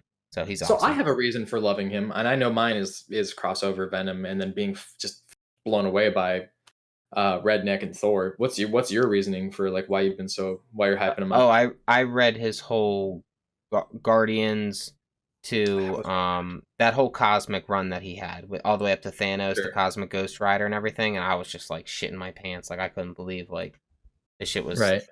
I don't know, it was awesome, dude. What he does with Thanos, like honestly, the Thanos run. I don't know if anybody read the Thanos, because the Thanos run is actually like on my list. I'm gonna read it soon. It's like It's like 16 issues. The Thanos run, but he only did the last part of it. 12. Yeah, the last part of it. So the beginning part of the Thanos run is it's compared to the last compared by the last part. It's so tonally like so. The beginning of it sets you up, and he goes on this like almost like a pilgrimage, kind of like what he does in Infinity War. Almost like he kind of needs to regain his power and shit. So it's very slow. I'm not gonna say it was bad because it sets up the second part. It's just very slow. All of a sudden, Donny Cates comes in, and his whole fucking story just like rips apart, and it's just like holy, like what he does is the dude's balls are humongous. Like he just does like whatever he wants. It's really cool, but it works really well. Like. So I really he's very aggressive on the page, from what I've gathered, and from what I read or from what I hear. Because like I said, I'm not reading Thor or Venom, but I listen to like comic book news and shit like while I'm at work. Venom. Yeah. I promise you're gonna enjoy Venom. I know it's not. Well, I won collected editions, so I will read them when I get my collection. Right now, there is a bit of there's another one of those collections right now. I think it's 1 through 20. Including, they got the. I think they got the hardcover. Yeah, I would check that out if you can. Like, if that doesn't hook you, I don't know what will. Yeah, no, I just I'm excited. I know a dead Dick Grayson in it. Here, read it. Yeah, this is true. But if he's dead, he probably wouldn't be in it. So.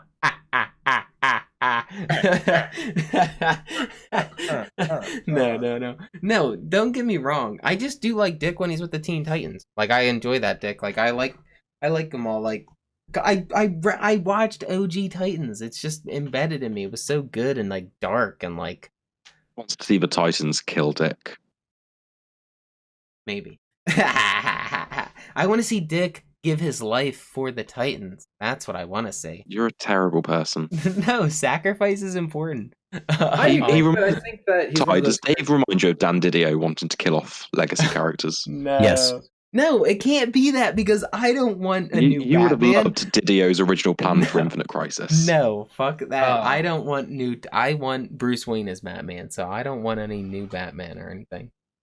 If I still don't understand to this day why Didio hates him so much. It's not even that like Nightwing is like this bad character. He's an interesting character. It's I don't because Didio feels that he hates was legacy supposed characters. to be. That's why he got rid of Wally as Green Lantern. That's why he got rid of. Oh, Kyle he's like Rayner. me. Yeah. Oh, he calls them legacy characters. Oh, Yeah. I've been told they're called tokenized characters. Like ones that tokenize a previous made one. So yeah, legacy characters. I don't like legacy No. characters either. No. Not- it the depends. characters that he's referring to are like some of the original characters. I mean, it's Yeah. No, but like It's for like follow on the title.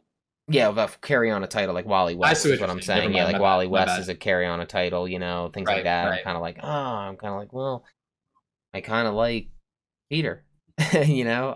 That's like so. It's one of those things where you're stuck in it. But yeah, I just wanted to nominate Donny Cates. I believe he will be the future. If I could put my money, he will be the future of Image Comics soon, DC and Marvel all at the same time, writing writing like 50 stories. I'm stoked. I have Redneck. I'm waiting for a good chance to go through like all first 20 issues I have here. So Redneck is one of those where you're like, oh, okay, this is yeah, I'm down. impressive. Yeah. So yeah. Do we want to vote on them though? Who My wins? best writer is obviously James Tynion the fourth. Who saw that one coming, eh? Ooh. I think I'd give it to Tynan for sheer volume, you know, and quality of volume. You know what I mean? Like I think that's fair.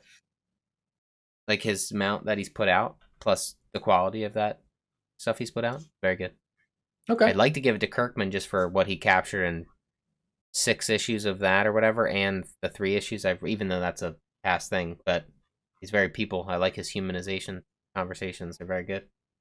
So he's somebody I'd like to continue to read.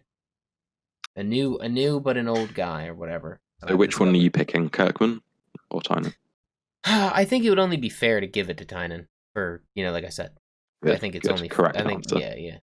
I think it would be weird to like give it. I mean, you could also argue Donny Cates because he has he has content too. So like he would be Yeah. the only one I'd probably say. Well, Tom King too, I guess. So they could all be put in there. I just don't think Kirkman could really be put in the category just because of it just seems like, you know, just Yeah. lack of content compared.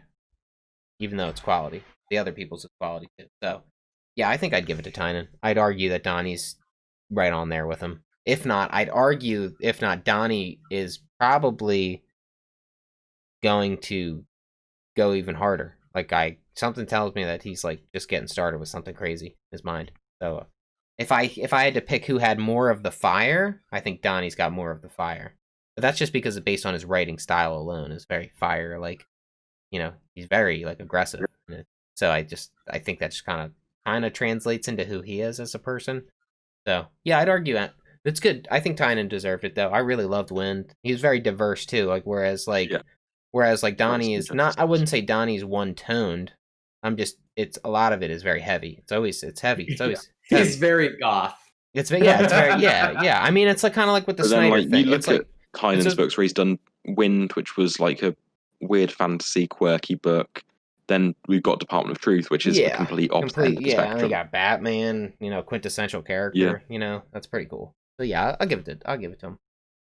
Tynan, good job, buddy. Me You're too. doing good. And Tom there's Taylor much did. like- Well Tom Taylor did very well too. But I think Tom Yeah, Tom Taylor. Taylor's great. I think his My stuff. reasoning is like, I think that with Department of Truth being as strong as it is, and you guys hyping up Wind so much and being blown away by Batman, I mean, he shows that he's got the muscle for this. He's got the metal. Yeah, surprisingly, because I've seen a photo of him. He doesn't look like he does. Whereas, like, you could just tell some people look like they're ready to go to war, and then you got people who aren't. You know, it's like good for him. He's got it. He strikes me as a very nice person. I've seen panels Totally. with him, and when I met him, he was I definitely. think very it kind. would be You've met him. I think You've it'd met King James. it would be Yes. counterproductive for a comic artist or somebody in the comic world to be a douchebag because you are a nerd.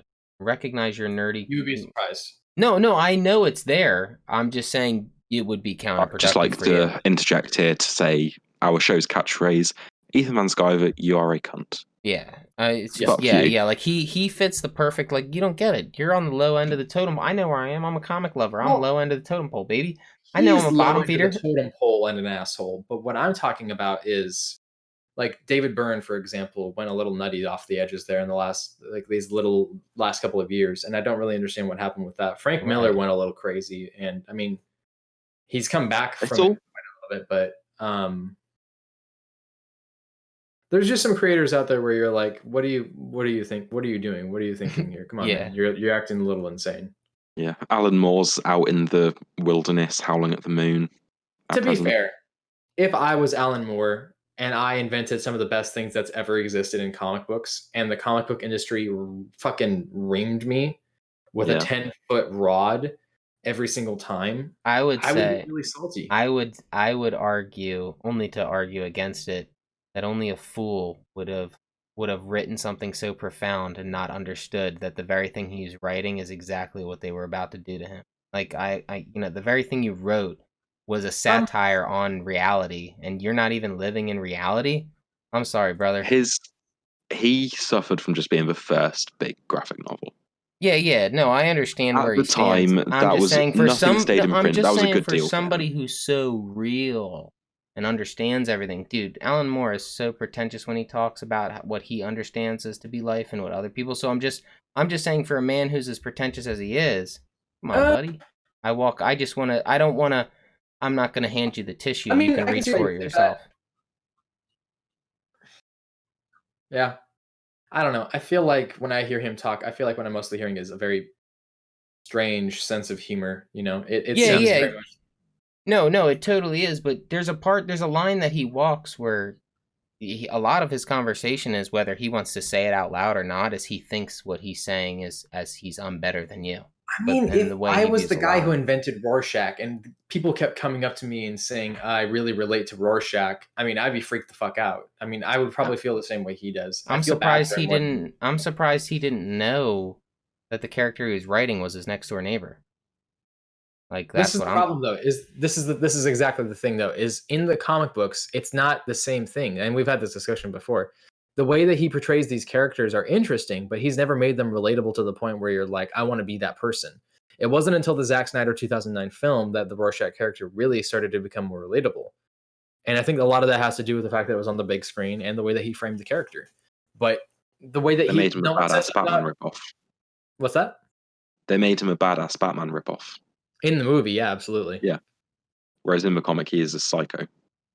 Yeah, absolutely. He's a libertarian, off the walls, nutters, psycho who lives as a homeless man because he wants to be so off the grid. Yeah. I think that if I'm pretty I sure were that's him and oh I well kept having actually I don't it's cool. I don't know. The movie is shot panel for panel, so it's exactly the same. it's I not read panel for Let's not get into this. Let's not get into this. I mean I'll pull the book out and pull every panel out. It's panel for panel. It's the whole not entire panel movie. for panel. I can guarantee you it's not panel for panel. There's a lot of moments where he definitely drew directly from it, but it's not panel for panel. And specifically, I'm referring to moments where it's like little details, like the things that he pays attention to for the panels. I love that he does it because he's great for framing it. I'm not going to take that away from him. I'm not saying that he's a bad cinematographer. He's a great cinematographer. I'm not going to say anything bad about his skills with that. No one could. I'm just saying that for it to say that the whole thing is 100% panel for panel, no. I'm gonna pull every panel and every frame. I'll do it. Don't make me. I mean, even to the point of the songs that were used in the movies are in the book. All the songs, they're all in the book. Like it's the difference between. The best way I can describe it is it's the difference. I just want to come out and say, like, the only thing I want to say is I truly believe that I read Watchmen.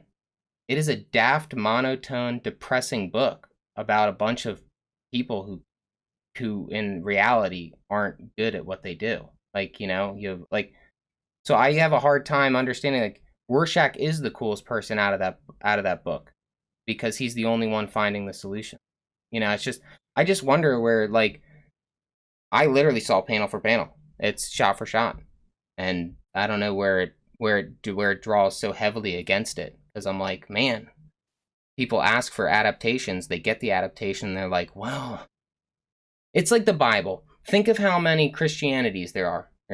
There's Baptists, Christians, Mormons, Lutherans, Episcopals, all reading the same thing, interpreting it differently. And then I'm looking at something where I look at it and I'm like, dude, it's the fucking book. I mean, it's literally the fucking book. It's there. The thing with journalism is it's not, if you have a story about a person who's committed a murder, the way you frame it shapes how the person viewing that and reading that or watching that is going to interpret that bit of information.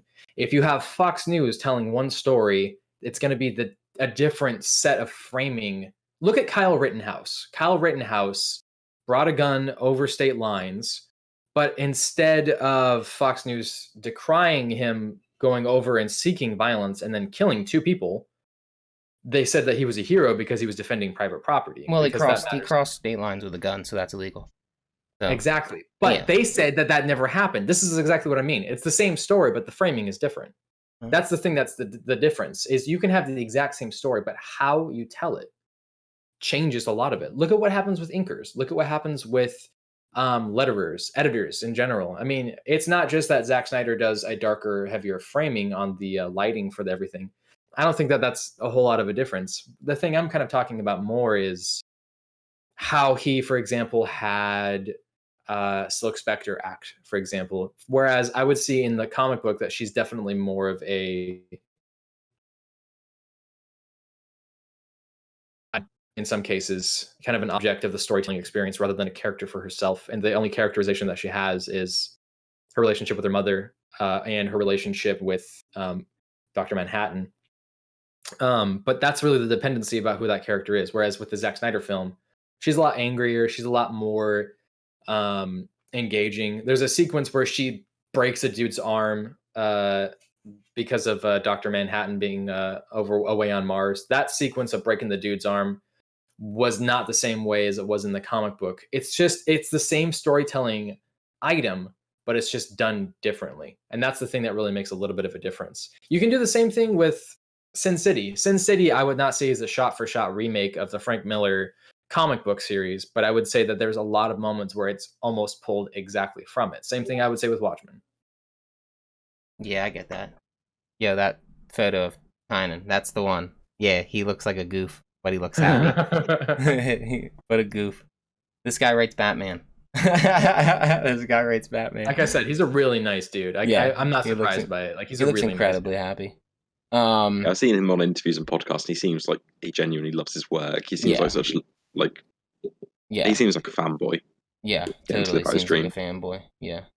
So anyway, moving on from Watchmen and Zack Snyder, we all what are vote we for doing Tynan. what are we doing as our negatives? Death Metal. I'll just mention Josh voted for Greg Rucka for his writer. Yeah, that's cool. I like Rucka. He's fast paced. And Lazarus. Yeah, that makes sense. Okay. Death Metal disappointed me, and Spider-Man disappointed me. I'm on the Death Metal disappointment. I was really hoping it was something real cool. Yeah. More specifically than Death Metal, I would like to nominate Dark Knight's Death Metal Infinite Hours Extreme as my negative, because that book made me drop DC for a month. I haven't read it, so I don't know. It was just so bad. Yeah, I'm pretty sure I skipped that one because you said it was that bad. I need to read it because I took one for the team. Yeah, I don't think I. It wasn't even that it was just terribly written. It was the issue that made me realize, DC is putting out a lot of shit at the minute. Mm-hmm. A lot of just not good books. Yeah, I probably would have held back every tie-in and probably just done the main Death Metal series. It probably would have went over fine. Like it would have just been okay. Actually, I should have mentioned for single issues, shout out to Last Stories from the DCU, because that was a really good issue. Yeah, dealing with the characters, getting ready to go to their deaths. And then, did you want to? I thought that the disappointing one would be pretty self-explanatory. Did you anything you want to praise? Anything you guys want to praise as we wrap up here? My comic highlight of the year is starting this podcast with you guys. Aw, Hell thank yeah. you. I'm Yeah, this is I'm cool. joking. It was We Live number Aw. one. Fuck you. We Live number one. Yeah, that Fucking was asshole. that was quite the surprise. You look so disappointed in me. My Yeah, my highlight is starting this podcast with you guys. This has been fun. yeah, Fuck it is off. definitely. Yeah, hell yeah, that is awesome. Yeah, I didn't even think of It's that. been Like great, as an but We Live number one was better. yeah, this is true. I think my one of my highlights was I got to read Doomsday Clock this year. I know that's like not necessarily like something that came out this year, but kind of did. It finished this year, I think. Yeah, it was cool. I was happy to get to go back into that universe, so that was really cool.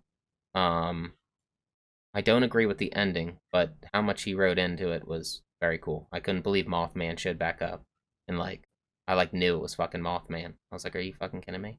This guy said he could fly, and then he flew, and I was like, he said he could fly.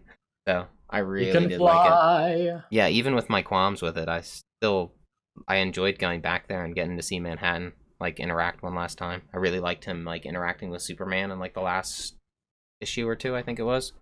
It's one of the coolest interactions ever, where Superman's like pleading with him to help, and he won't do anything. It's cool. Irony. So yeah, Doomsday Clock.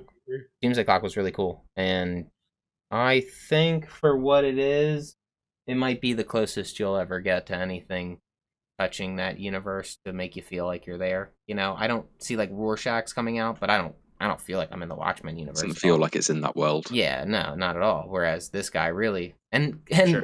and Doomsday Clock didn't even take place in the Watchmen universe. So like like Some of it did. so a little bit like but Yeah. like it literally dips out immediately like over to the DC universe. So it still felt very Watchmen though, which was cool. Yeah, I got to see Dryberg. That was cool. See them still kicking. Yeah, I thought that was neat. I never I didn't think it could be done. I didn't like at least make me feel that stuff, so that was really cool. I wonder if they'll try to carry on Manhattan. I kind of hope they don't, because I think personally, not to be rude, but they should never have included him in. I don't know what's going on with Wally or anything of all that stuff, but I don't. Whatever's happening in Death Metal and all this, and the Manhattan who was, and all that stuff, I'm like, oh, don't sully his fucking name with your garbage ass writing, bro. Sorry, he's way too cool of a fucking Ollie character. tied into Doomsday Clock where Yeah, I know he was Manhattan more part of decided the. to Yeah, he was experiment part on of the the. universe. Yeah, he was more part of like the early stages. Yeah, I get that. Yeah. But as we go into the Dark Knight Metal thing, I'm like, nah, I don't think you Yeah, deserve I any agree. bit of. You didn't earn a chance at writing that character yet. Sorry, buddy. So that's how I feel about it. Like Jeff Johns. It's like that scene from Harry Potter. It's like, how dare you stand where he stood? Yeah, that's how I feel. Like, goddamn. Like Jeff Johns, I think he worked hard enough to write something like that. So cool. Yeah. And I'm also it's kind of a shame that editorial and things got in the way of that story, because maybe it might have ended slightly different or tonally or It shouldn't have tied into 4G, 5G. Yeah, I don't think that Doomsday Clock was a story that ever had to tie in to anything other than Watchmen if it wanted. You know what I mean? Like it shouldn't have ever been forced into any mainline thing. So I kind of feel bad for him in that aspect. I think he's a good writer. It seems like he might. We'll see where he goes with Geiger. Like that seems kind of cool. Yeah. Geiger seems neat. So yeah, it was cool to do that. Okay. What was your highlight, Ty? Honestly, just getting so into the Immortal Hulk for me was such a giant what the fuck for me. I still love it. Like I want there to be so much more of it, and I'm excited for every time that something comes out. What issue are we on now? We're on like 43, 44, something like that. So nearly over. I don't think so. Does Rick Jones make appearances? He said it's ending at 50. Did he really? Yeah. Does Rick Jones make I don't know if that's appearances? still the plan, but that was the original plan. Oh, okay. Fuck. All right. No. Sorry, what were you saying, Dave? Does Rick Jones make an appearance? No, I would take that as a no. Yes, and if you care about that character, you need to read this. In the Ultimate Spider-Man, Rick Jones becomes Nova. Really weird. It was really weird. It wasn't Richard Rider, and it wasn't. I'm gonna just say this what's her really name? quick. Okay. Blanket. Yeah. Be prepared. Be prepared. For Immortal, you're saying? For Immortal Hulk? Yes, because if you actually like that character and you're interested, be Are prepared. you talking if I like Rick Jones? Yes. Yeah, well, I kind of like Rick Jones because when I first started reading some Silver Age stuff, I picked up like Avengers, and Rick Jones kept trying to help Hulk, man, and like Rick Jones was Hulk's only friend, so I remembered his name, but I remembered his name when Stan Lee didn't, because in the second issue, Stan Lee calls him by a different name, and in the I was reading, I was like, what the fuck is going on in this comic? And then Right. when I read the columns, it was like, yo, you called him by the wrong name, and they're like, yeah, Stan's been everywhere, he can't remember who's who anymore. I'm like, well, I don't know. That's a good thing to say.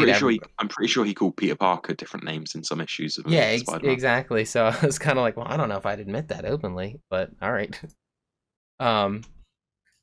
Yeah, we're running a big company. We're selling you shit. We don't know what we're doing. That's a good thing to admit.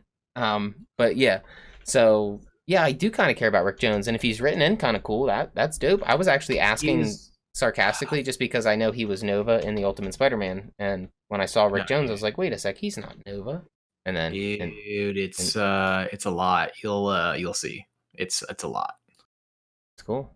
Yeah. So, yeah, there's I'm pretty familiar, and then along with all the Novas, Richard Rider, Frankie Ray, I like them. Big fan of Silver Surfer, man. Good shit. Good shit. Hell yeah, we did it, boys. We did it. We did it. We did it. Did the comic book awards. And next year, hopefully, we have you guys voting on our nominations, which would be sweet. Let me go over this stuff real quick. Let's see. Our social medias. You can find us on all social media garbage. Twitter, we're SW Comics. And then Instagram, Reddit, Twitch, Patreon, we're Sourcewall Comics. If you are inclined to give us $1, please do. And support us over at Patreon. You can give us $1. You can gain access to the Discord where we can shoot the shit. And yeah, you can see all our, wild posts about nothing, but you can also DM me if you'd like to be on the show and talk comics. If you keep up with the show, then you would know what we're reading, but otherwise just hit me up and tell me what you're reading and I'll see what we can do. I'd like to get some fan interaction and just get a community built. That's what, comics is community. Good to talk. And like Sean said, it has been a pleasure opening this up because I had nobody to talk to, and now I have a bunch of people to talk to. It's nice. I feel that. It's just goddamn, dude. I thought that the movies would bring people to the comic shops, but it's the opposite. I think people left the comics because they said they could just go see the movies. You know what I mean? Like it had like an adverse effect where it hurt the comic shops. I feel like almost, which is weird. Yeah, I thought it was gonna help. I thought like yeah. Let me go read this now, and then it's like nah. It's like people who were reading are like, guess I don't have to read anymore because they're gonna make a movie on it. I'm like that's lame. Which is stupid. Do you guys know about the mere exposure effect? I feel like I've heard of that before, but I don't know it off the top of my head. It's a psychological experience. It's where once you're more exposed to something, the more you like it.